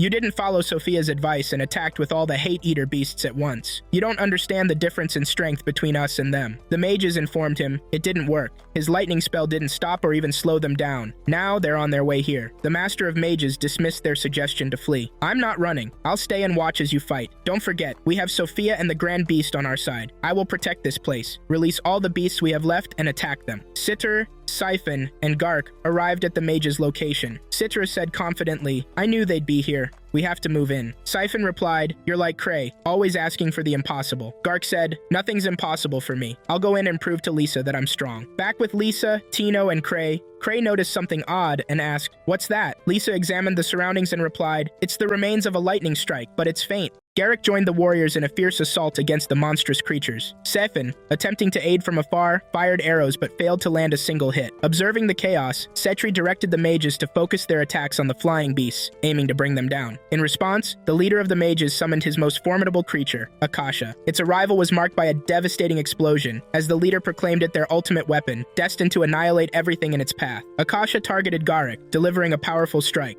Though Garrick managed to block the attack, the overwhelming force alarmed Setri. Meanwhile, the remaining mages unleashed a barrage of arrows at Siphon, who dodged them with remarkable agility. Amid the chaos, one adventurer suggested retreating deeper into the forest, but Siphon's healer firmly objected, pointing out the danger it would pose to the civilians nearby. As the battle raged, Flick worked tirelessly to free himself and his companions from their restraints using a small tool. During the fray, a monster attacked Siphon, injuring his hand. Undeterred, Siphon quickly healed himself with magic and reassured the group. Setri's apprentice suggested that downing one of the flying monsters might turn the tide, but before the plan could be executed, Liza appeared, swiftly striking down one of the airborne creatures in a single decisive blow. Liza's sudden arrival stunned everyone. Siphon revealed that Master Cray had sent reinforcements, inspiring the group to redouble their efforts. Buoyed by newfound hope, the captured mages managed to free themselves, joining the battle with renewed vigor. Elsewhere, Tino and Cray observed Liza's engagement from a distance. Cray, lost in thought, remarked that Liza should have been focused on protecting him. Tino suggested capturing someone nearby, but Cray dismissed the idea, expressing his intent to preserve peace and avoid harm to the forest's inhabitants. Tino, surprised by his response, reluctantly agreed. Flick, meanwhile, grew suspicious that Cray was aware of their presence. As Cray's guiding magic faded, he instructed Tino to take the lead, which she did, vowing to manage the task herself. Back on the battlefield, the warriors focused their attacks on Akasha, but the creature showed no signs of weakening. Liza continued to take down the flying monsters before launching a direct assault on Akasha. Though most of her strikes seemed ineffective, one blow caused Akasha to falter. Seizing the moment, Garrick struck Akasha with his massive sword, forcing it to its knees. For a fleeting moment, Akasha appeared defeated, only to rise again moments later. Siphon attempted to shoot an arrow at the creature's exposed back, but it was deflected by Akasha's shield. In retaliation, Akasha swung its sword at Garrick, who narrowly evaded the attack. Garrick countered with another strike, but Akasha deftly dodged and ascended into the air, revealing its astonishing ability to fly. Its resemblance to the legendary Ansem left the group in disbelief. Akasha descended, and, just as Liza moved in for an attack, unveiled a long-range weapon. The sudden strike wounded Liza, forcing her to retreat and reassess the threat posed by Akasha's new weapon. Sefin questioned Setri about whether she had a weapon capable of countering the monster. Setri explained that they were fortunate the creature lacked wide-range attacks. Otherwise, they would all be in grave danger. She pointed out that even Liza couldn't endure such assaults, and stressed that defeating the monster was only possible by depleting its mana, a task requiring patience. Liza appeared beside Setri, confidently declaring that she would handle the situation herself. She darted toward Akasha, skillfully dodging a fiery attack from its weapon. With agility and precision, she ascended and delivered several powerful strikes to Akasha's head, forcing it to fall momentarily. Garrick followed up with a heavy blow to Akasha's leg, causing the monster to stumble. However, Akasha stabilized itself using rear propulsion devices, leaving everyone awestruck by its advanced design. Frustrated, Liza admitted she had underestimated the battle's duration. Delivering another strike to Akasha's head, she stated that its time was up, leaving Sefin puzzled about what she meant. At that moment, Cray arrived, greeting Sefin and commending his efforts. Liza apologized to Cray for not defeating Akasha before his arrival, acknowledging the challenge it posed. Setri quickly realized the significance of Liza's statement. Akasha suddenly lunged at Cray, shocking the warriors. Tino shielded Cray with her body, but as Akasha approached, a mysterious force repelled it violently into a nearby building, rendering it immobile. The battle was over, leaving the group stunned by the unexpected turn of events. Liza praised Cray, marveling at his ability to stop the creature. She asked Tino to step back, urging her not to cling to him. Meanwhile, Cray, puzzled by the darkness surrounding them, asked Tino to explain what had just transpired. The agents of justice began investigating, collecting tools and equipment left behind by the mages. Garrick regrouped with Sefin, noting the mages had escaped. He questioned Sefin about how Cray had defeated Akasha, speculating whether magic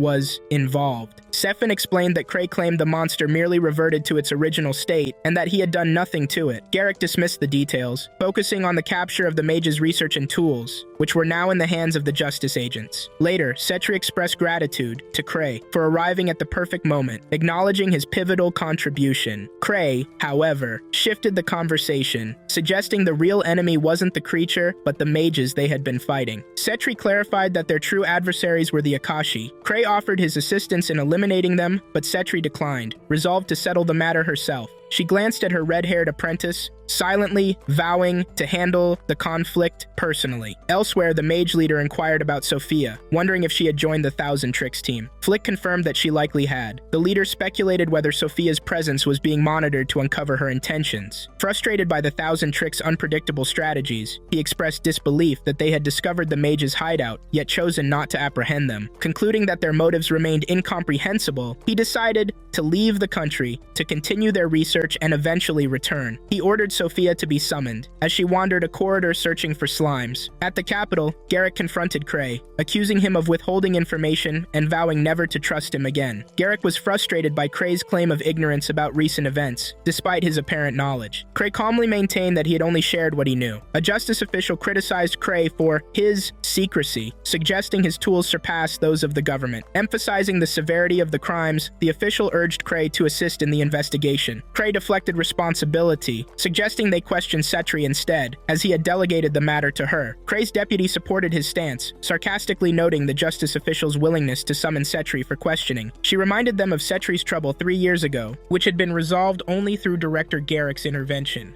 The official acknowledged Setri's past demotion due to circumstantial evidence and highlighted the unresolved prison break that had allowed all inmates to escape. At the mage's hideout, they mistook a red-haired girl for Sophia. The mage leader reassured the girl, urging her to return to her origins as they prepared to leave the capital. However, the girl, confused, revealed her name was Talia and denied being Sophia, insisting they had made a mistake. Flick speculated that Sophia might have cast a spell to disguise herself, while another mage suggested memory loss as a possibility. When the mage's creature realized Talia wasn't one of them, but an enemy, it grew enraged. The mage leader, furious, demanded to know Talia's true identity. At that moment, Sophia arrived, apologizing for her delay while holding a small bottle. She explained that her tardiness was due to completing some unfinished tasks. The mage leader, upon seeing her, questioned why she hadn't informed him about having a doppelganger. Setri stepped forward, addressing the misunderstanding. She clarified that the resemblance was not accidental, explaining that the girl didn't look like her but rather the other way around. She pointed out subtle differences, such as their height and the use of disguise magic, which often went unnoticed. In a dramatic gesture, she let her hair down,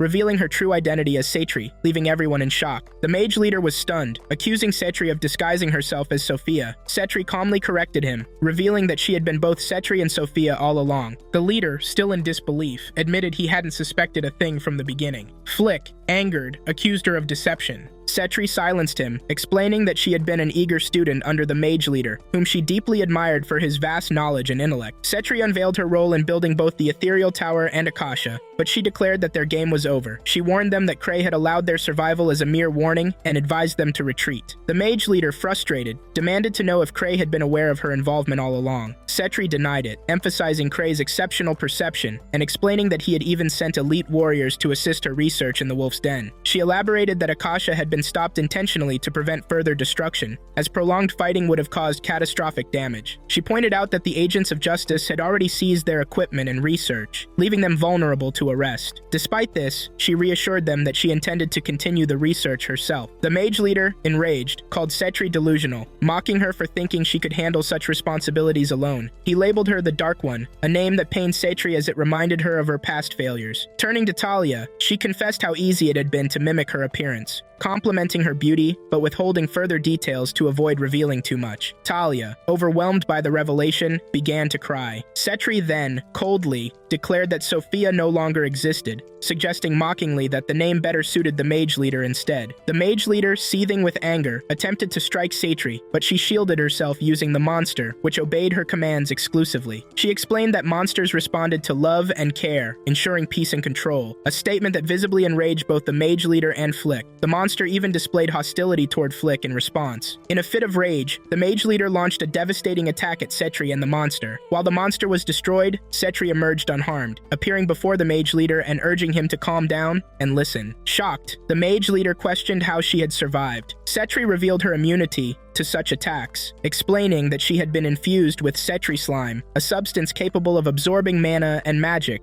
to grow stronger. The mage leader, horrified, warned that such a creation had the potential to destroy the entire world. Setri acknowledged the danger and declared her intent to test its limits against them, considering their strength as mages. As she spoke, thick smoke began to fill the area. Flick urged the mage leader to flee, promising to handle the situation. Reluctantly, the leader agreed, delegating the battle to his team as he escaped. Setri turned her attention to Flick, questioning his loyalty to someone who had consistently prioritized Sophia over him, and even humiliated him publicly. She pointed out the unfairness of the situation, leaving Flick visibly shaken. As tensions rose, one of the mages broke the silence, declaring that, unlike Setri, they upheld unwavering respect for the leader, regardless of his actions. Meanwhile, the mage leader, attempting to flee the building, was abruptly stopped by a powerful strike that hurled him down the stairs. Blood streaked his face as he lay stunned. Before him, a massive figure cloaked in a thick black shawl emerged ominously from the shadows. In a desperate attempt to defend himself, the mage leader unleashed fiery magical attacks, but the monstrous figure remained unscathed, advancing with unyielding determination. As the creature approached, Setri appeared, her tone calm, yet cutting. She confessed that she had once been the weakest member of the Forsaken team, and had tirelessly pursued power and influence. She explained that such ambitions demanded great time and resources, but claimed that the creature, Chimera, had fulfilled her goals perfectly. Setri elaborated that an imprisoned mage they had once captured had been crucial to her plans, though the limited equipment at her disposal meant she could focus only on a single project. She introduced the monstrous being as Kiliam, praising its magnificence. The mage leader, seething with anger, berated her for taking things too far, but Setri merely smirked at his outrage. She taunted him further, pointing out how devastating it must feel for someone of his stature to be stripped of his magical resources. Before the mage leader could retort, Kiliam lunged at him with astonishing speed,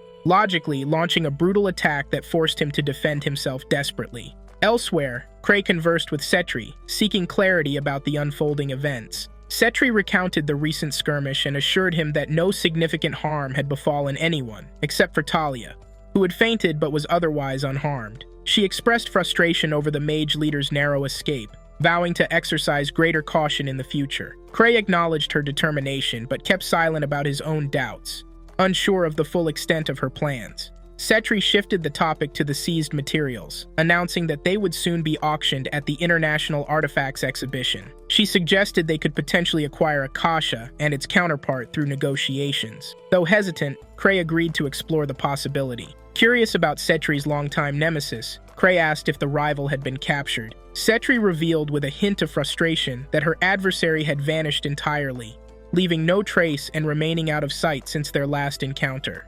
The Justice Warriors convened alongside Commander Gark, his deputy Cry, and Citri to discuss pressing matters. During the meeting, Cry formally requested to keep the creature known as the Hate Eater, a suggestion previously proposed by Citri. One of the Justice Warriors inquired about Cry's intentions, asking why he needed the creature and what he planned to do with it. To everyone's astonishment, Cry nonchalantly replied that he intended to drink from it. Shocked silence filled the room as Cry, amused by their reactions, questioned why they seemed so surprised. After the meeting, Cry and Citri left together. Citri thanked him for supporting her proposal, though Cry admitted he hadn't actually secured the creature. Citri laughed, commenting on the unpredictability of life, and confessing her amusement at Cry's drinking remark. Embarrassed, Cry explained it was just an old joke he liked to use. They then parted ways, with Citri heading to deliver items to the Justice Warriors while Cry went elsewhere. As Cray prepared to leave, Gark called him back for a private conversation. In a secluded spot, Gark informed Cry about a new arrival in town, Arnold, a 7th-level fighter and a slayer of flying dragons. Cry dismissed the information, stating he wasn't interested in such details. Gark smirked, warning Cry not to engage in combat with Arnold. To emphasize his words, Gark lightly tapped Cry on the shoulder. However, even this slight tap activated Cry's protective ring, a reminder of his physical frailty. Noticing this, Gark left the room, leaving Cry to reflect on the exchange. Later, Cry noticed a poster announcing an annual city auction featuring rare treasures,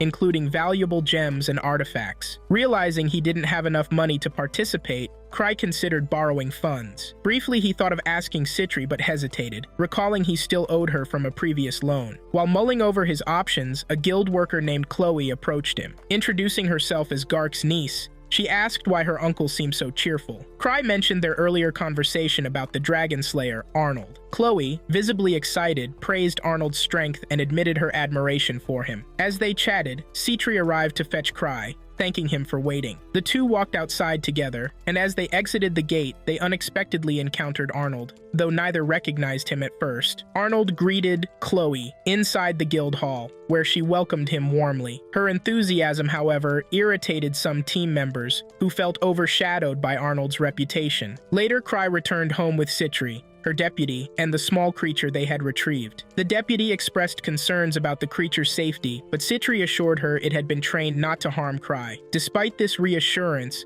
the creature leaped onto Cry, draining all his mana reserves. Startled and weakened, Cry realized how completely it had depleted him. Citri quickly retrieved the creature and reprimanded it for its behavior, while Cry inspected his hands, confirming his mana had been entirely drained. Exhausted and wary, Cry internally resolved to avoid the creature in the future, fearing it might drain him completely. Determined to recover, he vowed to find a way to recharge his mana. Cry inquired about Lucia's return, expressing his eagerness to see her again. Citri explained that it might take longer than expected, especially after they had encountered a sword-wielding monster in the leader's room. Concerned, Cry asked if this incident had caused Luke to fall ill again. Citri confirmed, explaining that Luke had fought the monster alone and likely needed more time to recover. Cry expressed his hope for Lucia's swift return, longing for her presence. Suddenly recalling something, Citri handed Cry a magical ring. Cry admired its intricate design and the power it seemed to hold. He mentioned how he still wore the ring Lucia had given him for luck and asked Citri about the purpose of this new one. Citri downplayed its significance, urging him simply to wear it without overthinking. Meanwhile, Arnold and his team gathered, visibly irritated by their lack of recognition. Arnold expressed his frustration, pointing out that even the receptionist failed to acknowledge them as dragon slayers. Determined to make their presence more known, they discussed ways to ensure their reputation was established. One of his teammates suggested releasing some pent-up frustration, prompting Arnold to crush an apple in his hand until it turned to juice, declaring that he was more than ready. In Kree's room, Citri was giving him a massage to help him relax. Kree admitted it was helping, but confessed that his depleted mana reserves remained an issue. Embarrassed, he shared that he was too shy to ask anyone for assistance, and had always relied on Lucia in the past. Without hesitation, Citri took his hand and reassured him that she had a plan. Citri assembled a group of warriors, announcing they were fortunate to receive advanced training in spells and enchantments under Kry's guidance. She emphasized that these techniques were non-lethal and that mastering them would grant the privilege of fighting alongside Lucia. The mention of Lucia sparked intrigue among the warriors, and one of them, 7. Eagerly asked if the training could make him as strong as Lucia. The group began murmuring excitedly among themselves. Cry, observing the scene, commended Citri for boosting Lucia's reputation. Citri then asked for volunteers willing to undergo the training. To her surprise, twin elves named Lapis and Chris stepped forward. Citri was taken aback, knowing they were members of the Starlight faction. Chris, with a hint of sarcasm, questioned why Cry hadn't given them a proper welcome. Lapis, ever composed, reminded her sister that Cray,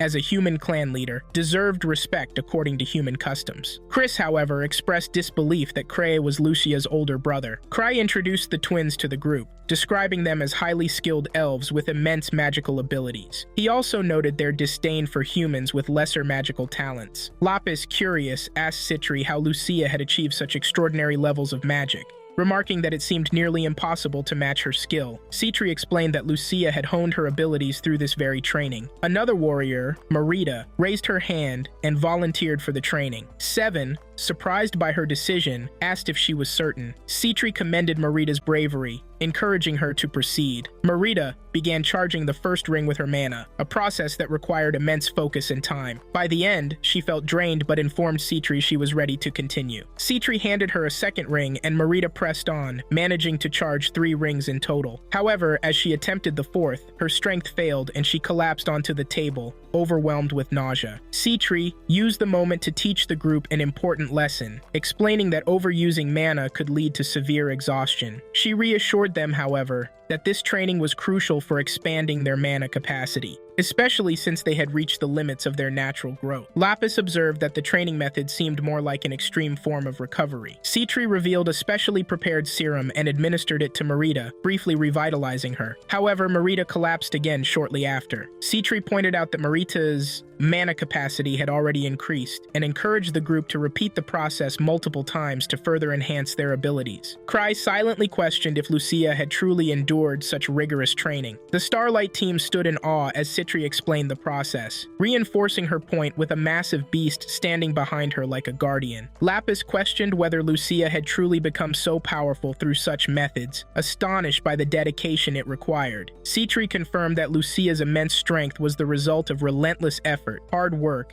and an expanded mana capacity. She emphasized that Lucia had never complained about the grueling hardships she faced. Addressing the Starlight members, Citri acknowledged their interest in recruiting Lucia into their faction. She explained that Lucia had repeatedly declined their offers because she wasn't impressed by them. Chris, offended, accused Citri of being disrespectful, but Lapis intervened, urging calm and suggesting they prove their worth through action. Chris, determined, demanded all of Citri's charging items. In response, the beast accompanying Citri placed the items on the table, and the warrior stepped forward to assist with the charging process. Citri glanced at Cry and assured him that everything would soon be ready. Meanwhile, Ark attended a gathering at a friend's home. His friend proposed a deal, but Ark, expressing gratitude, admitted he needed more knowledge before committing. The friend cryptically mentioned 1,000 tricks and suggested revisiting the matter later. Just as he spoke, Errol's daughter arrived, calling out to Ark, drawing his attention. At Lisa's house, she enjoyed a private bath while Citri and Cry waited outside. Tino greeted them, informing them that Lisa would be out shortly. Citri approached Tino and, with a friendly tone, remarked that she understood Lisa's strictness. She offered Tino the chance to join her instead,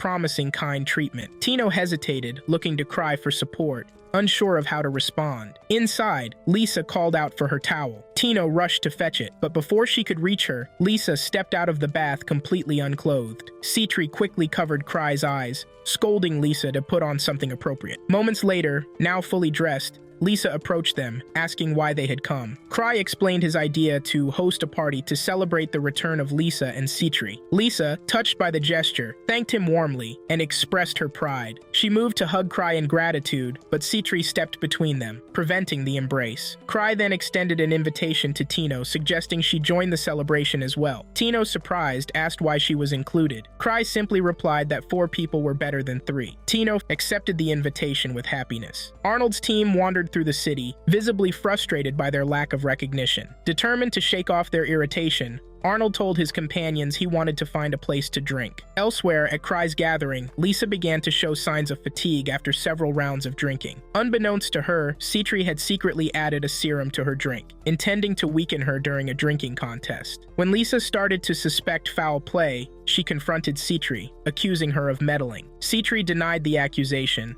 but Lisa wasn't convinced and went further, accusing Citri of orchestrating the Akasha Beast incident. Citri dismissed the claim, stating the beast had simply been undergoing training for battle. As tensions rose, Citri discreetly added another dose of serum to Lisa's drink. Tino noticed the act but chose to remain silent. Cry, however, intervened by switching their drinks, much to Citri's annoyance. Lisa, unaware of the switch, boldly downed her drink in one go, challenging Citri to do the same. Citri, unwilling to back down, accepted the challenge but redirected her frustration toward Cry. She accused him of treating her as nothing more than a walking wallet and threatened to settle her financial grievances on the spot. Lisa quickly stepped in, preventing Citri from laying a hand on Cry. Meanwhile, a minor altercation erupted between Arnold's team and another warrior at a nearby tavern. One of Arnold's teammates loudly introduced him, which caught Cry's attention. Though he recognized the name, Cry dismissed it as irrelevant. Arnold, unimpressed by the commotion, demanded drinks and company, displaying his usual bravado. Hearing this, Lisa,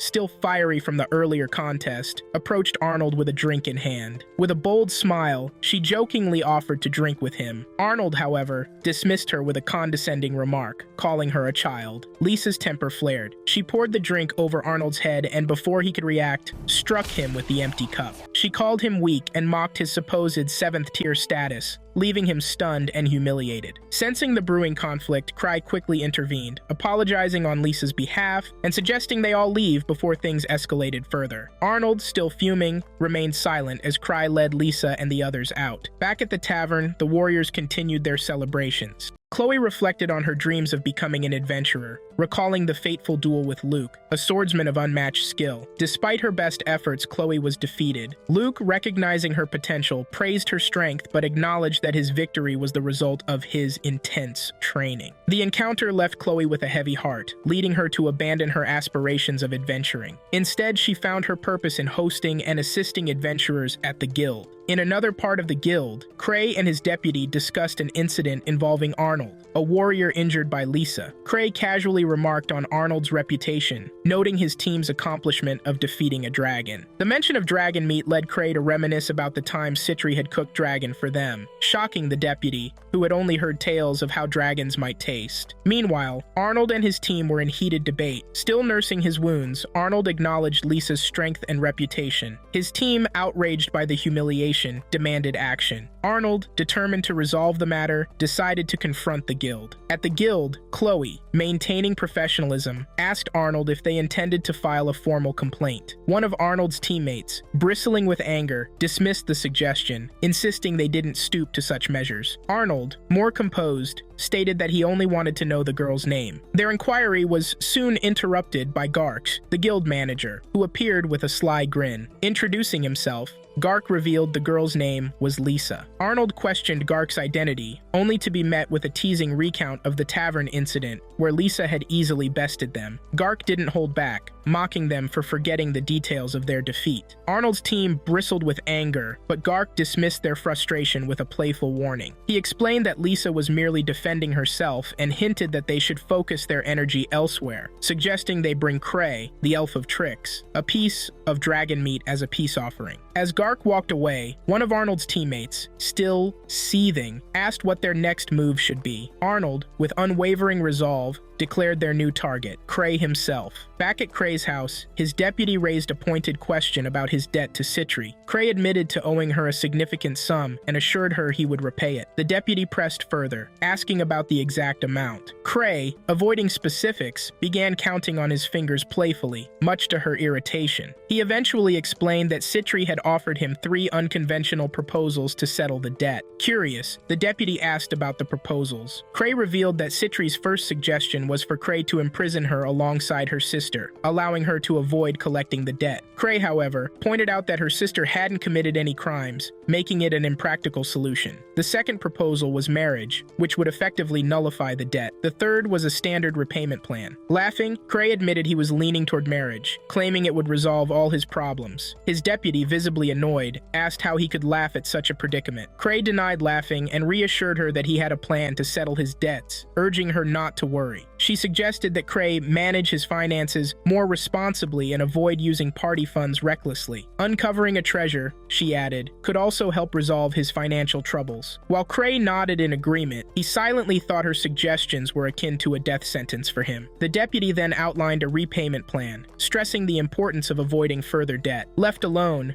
Cray pondered her advice and his desire to attend the upcoming auction, where he hoped to acquire valuable items. In the city, rumors about Cray spread quickly. People admired his meteoric rise to the second rank without a single error. Some even speculated that he could foresee the future. Arnold's team, intrigued by the tales, sought information about Cray. To their astonishment, Tino revealed that Cray seemed to know everything, leaving them both awed and skeptical. Arnold's team discussed Cray's reputation and strength. They noted that Cray didn't actively search for treasures himself, delegating such tasks to his team. Stories of him defeating a flying beast with a single finger amazed them, though Arnold dismissed such feats as exaggerated tales, crediting Cray's allies for his achievements. Unlike Cray, Arnold emphasized that his own 7th rank was earned through sheer effort and power. Determined to prove his superiority, Arnold vowed to challenge Cray. Meanwhile, Cray remained preoccupied with his ever-growing debt to Citri, which had ballooned to 10 times the original amount. He considered the deputy's repayment plan, but found it overwhelming. Stepping out onto the balcony, Cray admired the pleasant weather, longing for an escape from his burdens. Tino appeared below, offering her assistance. After joining him on the balcony, she expressed frustration over being tricked again, but Cray reassured her of his sincerity. When Tino asked about the size of his debt, Cray revealed it was in the tens of millions. Stunned, Tino tried to calculate the sum, astonished by its enormity. She remarked that such a vast loan suited someone of Cray's stature. Cray shrugged off her concern, joking that the issue could easily be resolved by marrying Citri. Tino, infuriated, warned him that Citri would dominate him entirely. Laughing, Cray dismissed her worry and suggested they go out for sweets, promising to cover the cost. While walking, Cray reflected on the importance of leisure, despite his mounting troubles. Tino brought up the debt again, suggesting they uncover a treasure to resolve it. She reminded him of the upcoming auction and the need for substantial funds. Cray inwardly groaned, feeling as though her ideas were another push toward danger. Reflecting on his predicament, he regretted ever borrowing from Citri, wondering how different things might have been if he'd avoided the loans altogether. Arnold's anger flared as Cray casually revealed the artifact, its design glowing faintly with intricate runes. Arnold scoffed, demanding, "Is this your strength? Hiding behind tools and artifacts? Face me like a true warrior." Cray, unfazed, tilted his head and responded, "Why should I risk fighting directly when I have this? Efficiency matters, Arnold." Arnold's team, already agitated by Cray's calm demeanor, prepared to charge. Tino, struggling to rise after being slammed into the ground, groaned, "I can still fight." Cray looked down at her with a smirk and said, "Rest, Tino. You've proven your point." She protested, but Cray ignored her, focusing on Arnold. With a flick of his wrist, Cray activated the artifact. A sudden pulse of energy rippled outward, encasing the street in a shimmering dome of light. The artifact's energy wrapped around Arnold's team, paralyzing them mid-motion. Arnold gritted his teeth,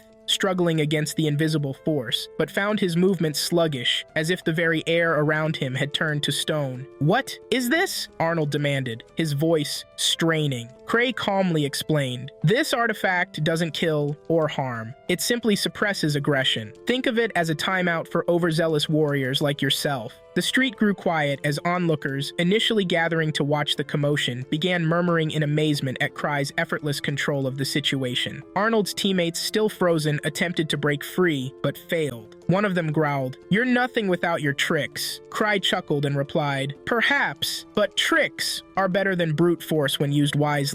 He turned to Arnold, adding, "You wanted a fight, Arnold. Here it is. Not every battle is won with fists and swords." Arnold roared in frustration, pushing through the artifact's suppression with sheer willpower. He managed to take a step forward, his aura flaring slightly. "You think this little toy will stop me?" he bellowed. Crye's expression darkened slightly as he tightened his grip on the artifact. The runes glowed brighter, and Arnold fell to his knees, struggling to breathe under the increased pressure. "You're strong, Arnold," Crye admitted, walking slowly toward him. "But strength alone isn't enough to win every battle. Your pride blinds you to the bigger picture." Arnold spat. "And what would you know about strength? You hide behind artifacts and others' power." Crye crouched to meet Arnold's gaze and said in a calm yet cutting tone, "I know enough to understand that real strength isn't about swinging your sword harder or shouting louder. It's about knowing when to fight and when not to." Satisfied with the lesson delivered, Crye deactivated the artifact. The dome of light faded, releasing Arnold's team from its grip. Tino, finally back on her feet, staggered toward Crye and asked, "Why didn't you let me finish them?" Crye smiled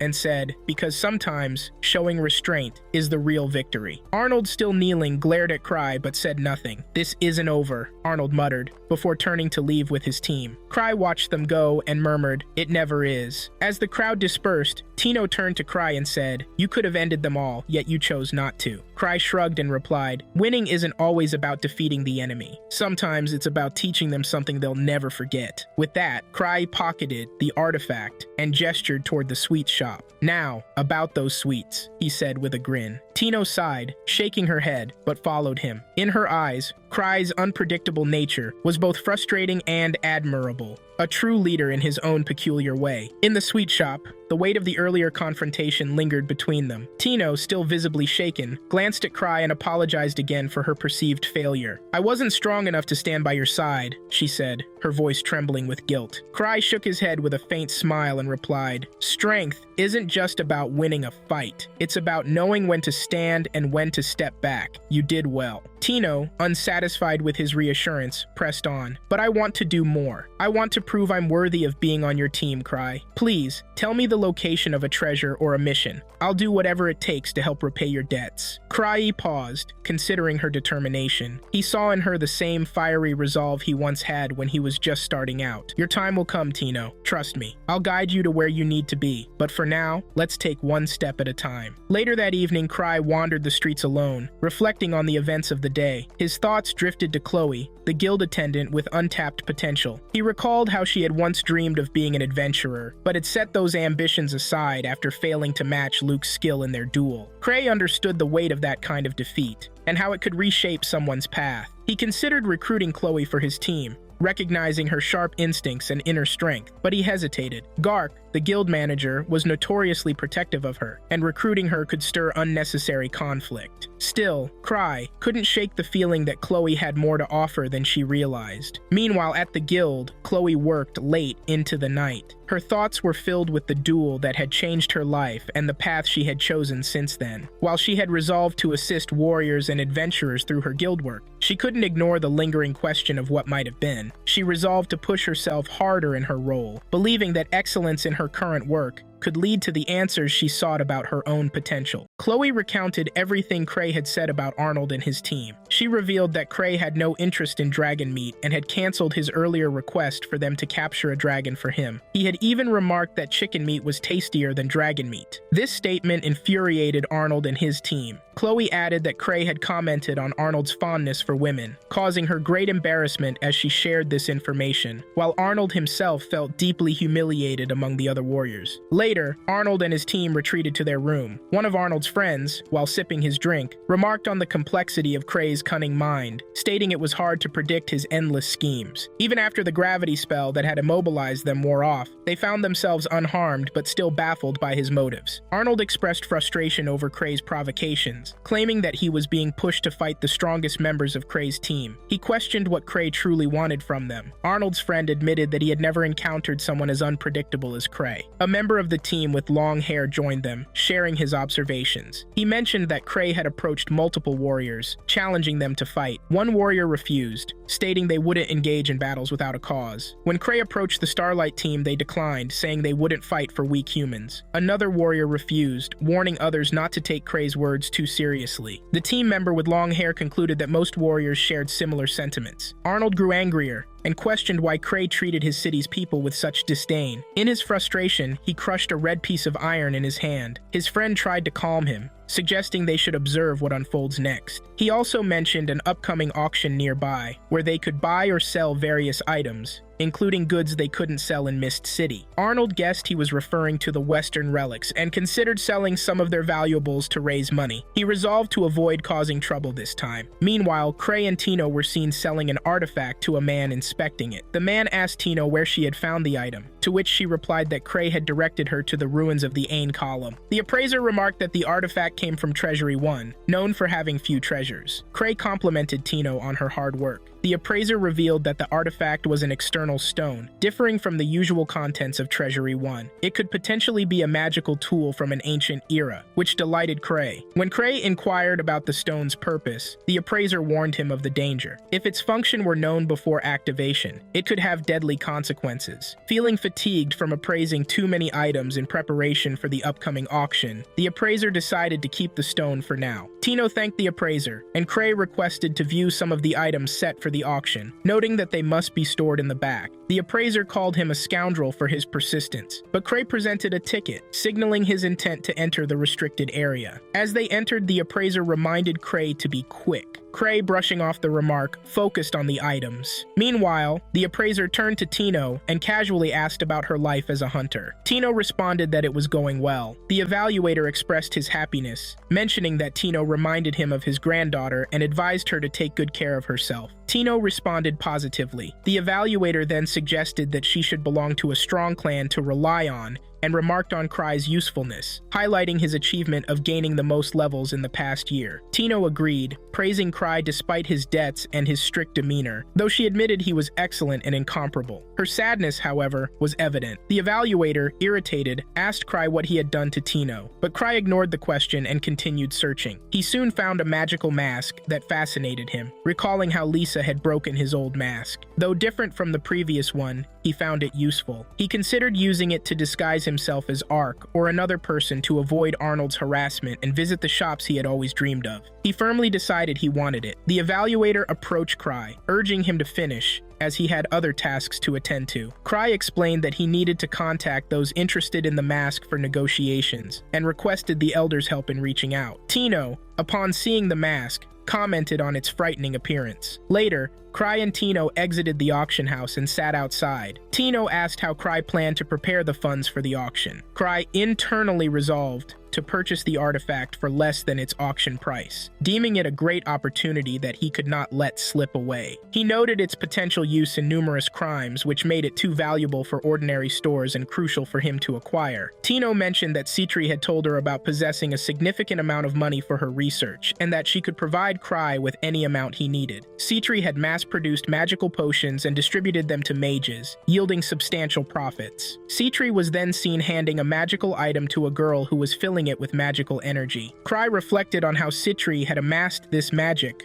from warriors who had infused it into artifacts at her request. Turning to her, he reassured her that everything would work out fine. As they walked, Tino mentioned that the bracelet submitted for evaluation was highly valuable and could resolve many issues once sold. Cray thought to himself that if it were so valuable, he would have kept it for himself. He mused that asking Lisa for money could lead to trouble, as she might harm others to get it. He regretted having to rely on Citri for loans. While walking, they noticed a carriage belonging to aristocrats who despised adventurers. Ark emerged from the estate, accompanied by a girl named Eclair. Ark apologized to Eclair for not hosting her properly. She dismissed his concern, stating that she hated adventurers, but considered him different and unlike them. She requested to study the second chapter with him, to which Ark agreed gladly. As Cray and Tino observed them from afar, Eclair noticed and demanded Cray leave immediately. Tino, angered, questioned Eclair's right to speak to Cray that way. Cray, acting quickly, placed his hand over Tino's mouth to stop her from escalating the situation. Ark greeted Cray,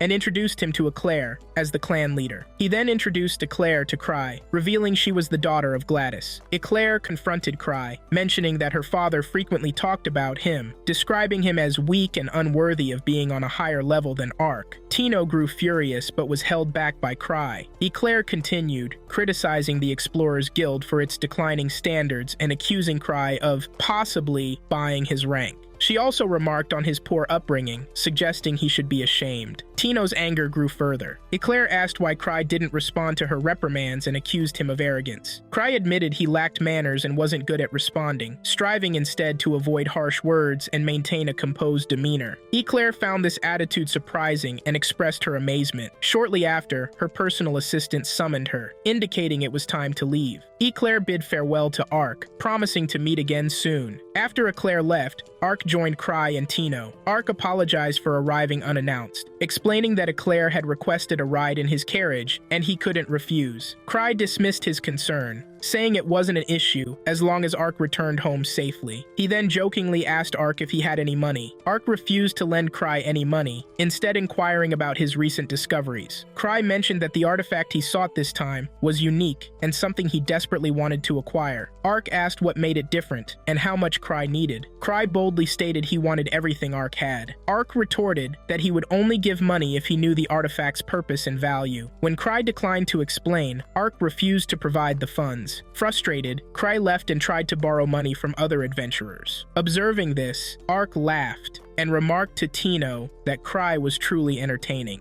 This incident stirred up the entire city, with rumors spreading about Cray's desperate attempt to borrow money from Ark to purchase an ancient artifact. Meanwhile, Cray sought out Sitter to apologize for his inability to repay the debt he owed her. He implored her to negotiate with the artifact's owner on his behalf. Citra, ever supportive, reassured him that their relationship remained unaffected. She promised to delay her own research to assist him, even offering to sell some of her possessions to raise the needed funds. She asked if he was truly determined to acquire the artifact. Without hesitation, Cray confirmed his desire for the artifact. Cedar assured him that if her current funds fell short, she would borrow from the bank, prioritizing the artifact over her own needs. Her selflessness filled Cray with both gratitude and guilt. She vowed to contact the artifact's owner and leverage her negotiation skills to secure it. Cray speculated that the artifact's cost wouldn't exceed 30 million and hoped to conclude the matter swiftly. Sitter approached Arnold, the artifact's owner, and his companion. She thanked Arnold for taking the time to negotiate. Arnold's friend emphasized the artifact's rarity, explaining that it had been discovered in the land of fog, and they were unwilling to part with it cheaply. Sitter acknowledged its uniqueness, but argued that its eerie, outdated appearance made it less appealing, particularly to a buyer like Cray, who wouldn't pay a premium for it. Arnold's friend countered, asserting they had no intention of selling the artifact at a low price, as they planned to auction it instead. Citra pointed out that nobles would likely find the mask unattractive and offer little for it. Arnold, unconvinced, speculated that Cray knew more about the mask's abilities than he was letting on. Turning to Cray, Arnold pressed him to explain what the artifact did. Cray hesitated, providing only a vague response that the artifact was dangerous and likely restricted by national laws. He advised them to dispose of it. Arnold, growing increasingly suspicious, questioned why Cray was so eager to acquire it if it was truly hazardous. Cray's lack of a convincing explanation only deepened Arnold's doubts. He began suspecting that Cray was manipulating them, attempting to undervalue the artifact while ensuring it wouldn't be sold elsewhere. After some deliberation, Arnold set the price at 10 million. This decision shocked everyone, including his own friend,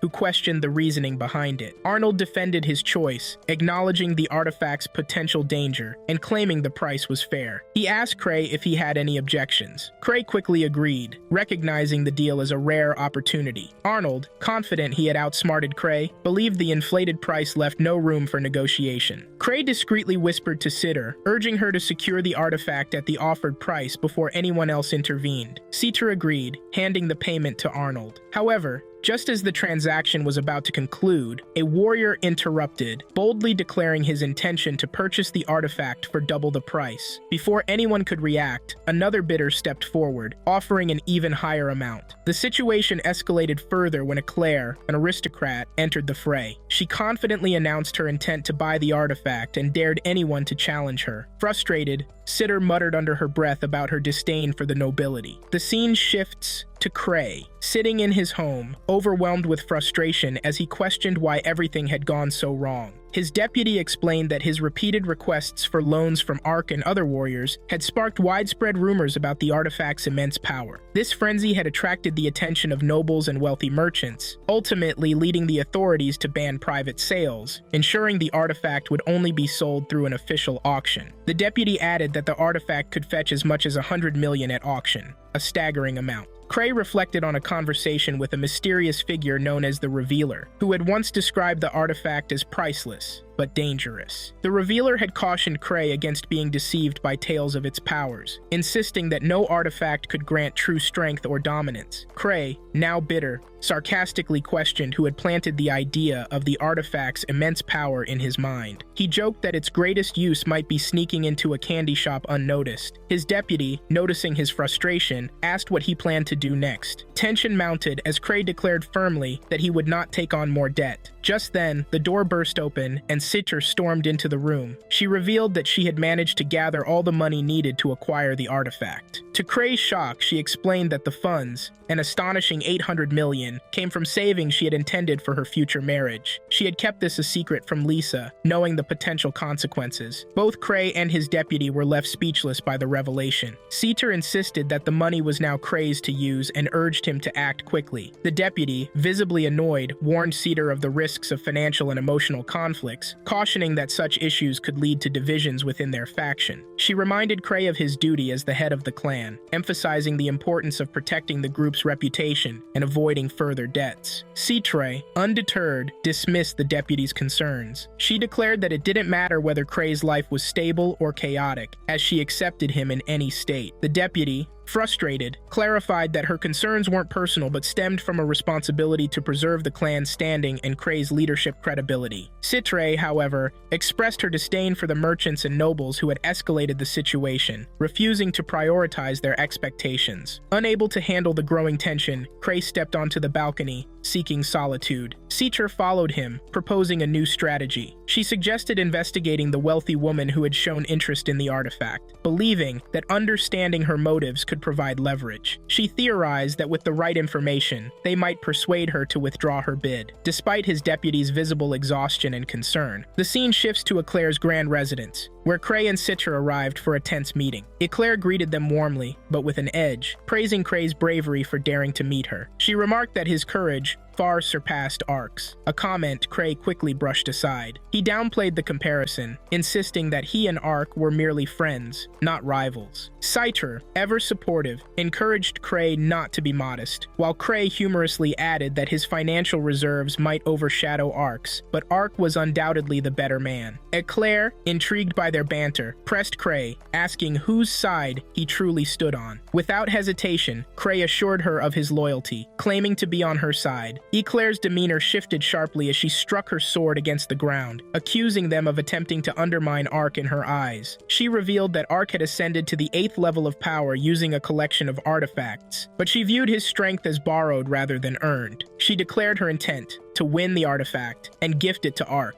even if it posed a danger to him. Eclair warned that wielding such power could shorten Ark's life. Cray dismissed her concerns with a calm rebuttal, stating that Ark would never accept a dangerous artifact, as true strength didn't come from objects. Internally, Cray reflected on the irony of the situation. Ark's natural strength far exceeded his own, despite all the artifacts Cray had collected over time. This realization weighed heavily on him. Eclair, overwhelmed with emotion, began to cry, vowing that she would secure the artifact no matter what. Citra, maintaining her composure, pointed out that Eclair's budget of 100 million was limited and that exceeding it could jeopardize her financial stability. With a firm yet calm tone, Citra urged Eclair to abandon the artifact entirely, warning that any further bid would signal her defeat. Eclair, visibly angered, refused to concede. The narrative shifts to Eclair's father, who was furious at the prospect of losing the artifact. He warned Eclair that failure would tarnish their family's name and demanded updates from his advisor. The advisor reported that they could gather 500 million from their household funds and an additional 500 million from an external company, though it would plunge them into significant debt. Eclair argued confidently that Citra's group could only muster 200 million, making it easy for her to outbid them. However,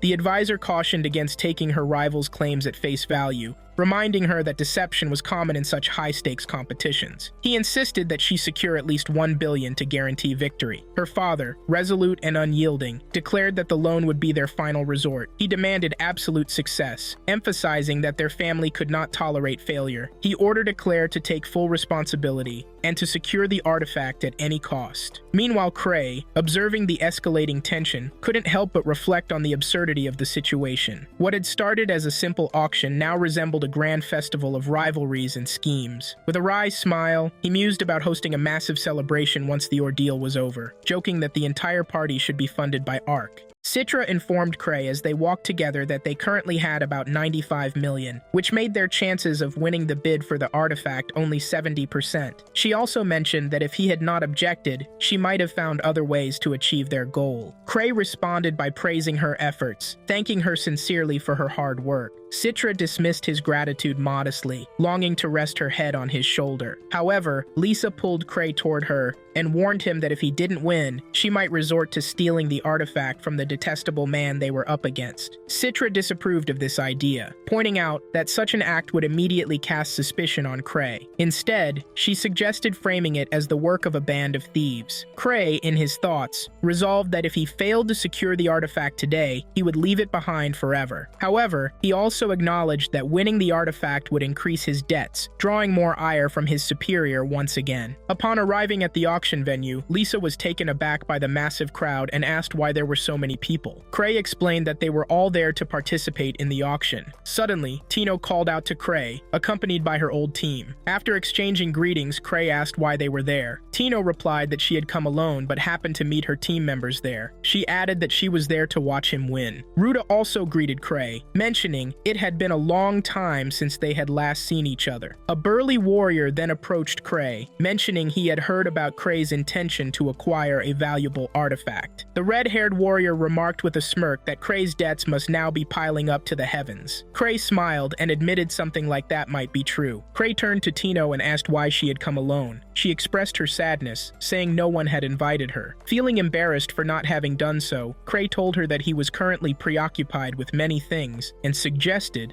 she stay by his side. Overhearing the chatter among the crowd about the artifact he sought, Cray realized the situation was attracting too much attention. A sudden idea struck him, and he asked Tino to act as his agent during the auction. Tino was surprised by this request, but Cray explained that she should raise the bid whenever he signaled to her. The thought thrilled Tino, and she agreed enthusiastically. Cray encouraged everyone to enjoy the process, but Ruta asked if he was sure about this plan. Cray confidently assured her that he had done this several times before. Meanwhile, Lisa's expression betrayed her unease, which Cray noticed. He told her to stop showing such disapproval, but Lisa turned to Tino and warned her that she was now being tested. Lisa insisted that Tino must win, or she would face the consequences. Tino assured Lisa she would not fail. Privately, Cray thought to himself that if Tino failed to win, it would be his fault for instructing her to bid, not hers. The sound of a carriage approaching interrupted his thoughts, announcing the arrival of Eclair, Cray's rival, in the auction. Eclair glared at Cray disdainfully before walking away. Citra, sensing the tension, gripped Cray's hand tightly and informed him that she believed Eclair was fully prepared, having secured all the money necessary to outbid them. Cray reassured Citra, stating that he wasn't worried and that whatever was meant to happen would happen. Inside the auction hall, the auctioneer announced the items that had already been sold as Cray and his team waited for the turn of the artifact he sought to buy. Lisa asked Cray when the artifact he wanted would be presented. She questioned if it was next or later. Cray explained that the artifact was rare, so they had delayed it, intending to display it toward the end.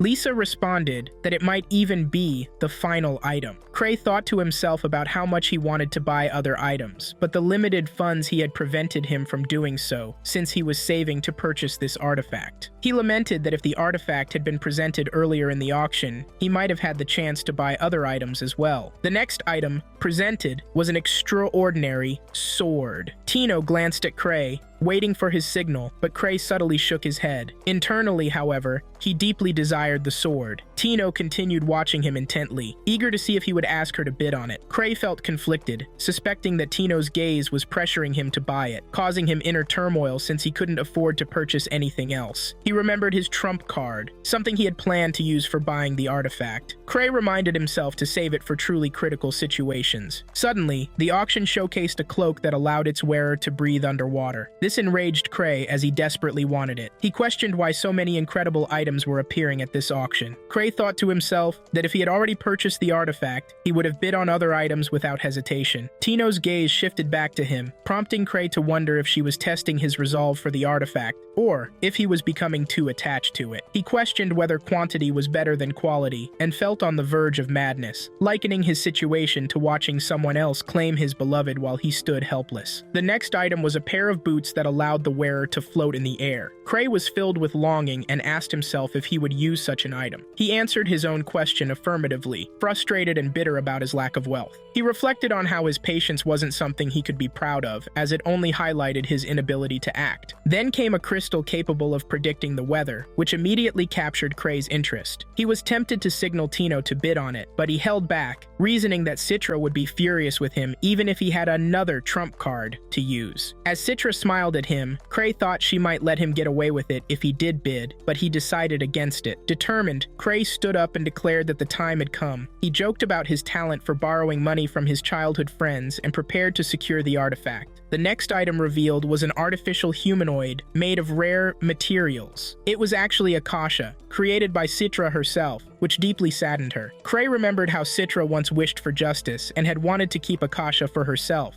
as it was her creation. Cray asked Citra what she planned to do. She replied that it didn't matter since purchasing Akasha would leave them without enough money to buy his desired artifact. She admitted that creating Akasha had consumed a significant amount of her time and resources, but she insisted it wasn't essential to buy it. However, she confessed that Akasha held sentimental value as a reminder of her friends. Cray moved closer to Citra and asked if she had emotional attachments to Akasha. Citra smiled faintly and responded that it wasn't important to her anymore. Cray accused Citra of lying, noticing her emotions clearly written on her face. He then stood up and signaled to Tino to bid on Akasha, causing Lisa to clap enthusiastically, pleased with his decision. However, the price for Akasha kept rising until it reached 400 million. While Cray continued to signal Tino, Citra reminded him that buying Akasha would leave them without enough money for the artifact he desired. Cray dismissed her concern, explaining that this was the best use of their funds. Internally, he rationalized that the money technically belonged to Citra anyway. Cray observed Citra's silent demeanor but noted her conflicted expression. He suspected that the Akashic Tower had stolen all of Citra's and her friends' inventions to create Akasha, which explained why she considered it a memento. The price for Akasha climbed to 500 million, prompting Cray to reflect on how much else he could buy with that amount. Citra insisted that the price was too high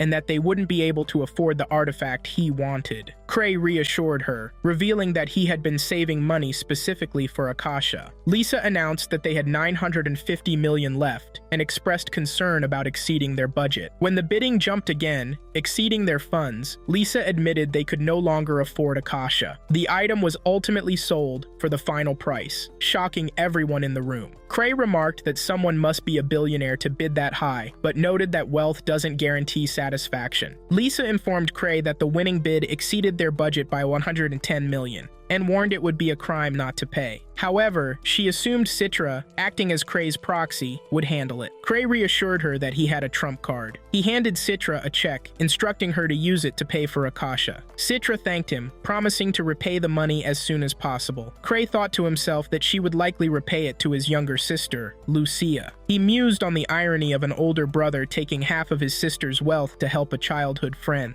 The auctioneer announced that the winning bidder for Akasha was the warrior Grieg, surprising both Grieg and Cray. Cray wondered why Grieg's name was called instead of Tino's, as they had agreed. Outside the auction hall, Tino apologized to Cray, admitting she had never participated in an auction before. Cray reassured Tino that it was fine, reflecting that Grieg was unlikely to betray him or Citra. The red-haired warrior commented that Cray had spent all his money and wouldn't be able to buy the artifact he wanted. Cray shrugged off the remark, stating that he had come specifically to acquire Akasha. He informed the group that he would head home to rest, leaving Citra and Lisa to handle Akasha's retrieval. As Cray walked home, he heard applause from the auction hall as the anticipated artifact was unveiled. This reminded him of Eclair's earlier taunt, claiming she would win the artifact and give it to Ark. The memory unsettled Cray, prompting him to seek out Ark immediately. Cray confronted Ark, insisting they discuss something urgent. He implored Ark to stop Eclair from purchasing the artifact, warning that it was extremely dangerous. Ark's assistant questioned Cray's authority to issue commands, asking if he thought Ark was his subordinate. Ark silenced his assistant with a gesture and asked Cray directly if the matter was truly serious. Cray assured Ark that the matter was indeed serious, and urged him to leave immediately to arrive early. Ark asked if he should bring any weapons, but Cray advised against it, stating that his only task was to prevent the artifact from falling into Eclair's hands. Ark questioned what would happen if he were delayed. Cray replied that he would be deeply saddened. After Ark left, Cray retreated to his room and thought to himself that Ark was now on his way to Eclair. Cray believed that Eclair would hand over the artifact to Ark, and he could then buy it from him for a lower price due to their long friendship. Cray wondered why he hadn't thought of this plan earlier, but his real concern was whether Ark would accept the gift. If Ark rejected it, Eclair might become extremely angry and take the artifact by force. In Eclair's room, she reflected on the auction events. Her father mentioned that Cray had allowed her to win. Eclair denied this, insisting that her victory was her own and that Cray was simply the loser. Her father's deputy added that Cray had left the auction early, even though he was known to have more than 200 million with him. Eclair's father commented that regardless of whether Cray won or lost, facing him would always create some level of tension. Frustrated, he lamented spending 200 million just to test the supposed power of the 1,000 tricks. Back in her room, Eclair spoke to herself, blaming herself for winning the strange and terrifying artifact. She wondered if Cray had let her win on purpose. She questioned how this artifact could be the strongest and felt helpless. Overwhelmed, she began to cry. The artifact, the face she had acquired, suddenly spoke to her, asking if she desired power. It told her it had been watching her for some time, observing her sadness, regret, and anger. It claimed she desperately needed its strength because she was weak. While speaking, it lunged at her sword, grabbing it swiftly. The face told her it enhances people and gives hope to the weak. Then, without warning, it attacked her. In the midst of the chaos, Eclair remembered Cray's warning about how dangerous the artifact was. Elsewhere, Eclair's father was speaking with Ark. Ark acknowledged that he now understood Eclair had purchased the artifact for his sake. Her father confirmed this and asked if Ark believed his daughter could gain strength from the artifact. He also mentioned that Eclair had locked herself in her room since the previous day but would undoubtedly come out upon learning that Ark was there. Her father thanked Ark for his help. Ark dismissed the thanks and began questioning Cray's true intentions. He wondered why Cray would push a young girl to acquire such a dangerous item, and why Cray had insisted Ark come to this place. Before he could make sense of it, a loud explosion shook the building. Alarmed, Ark and Eclair's father rushed toward the source of the commotion.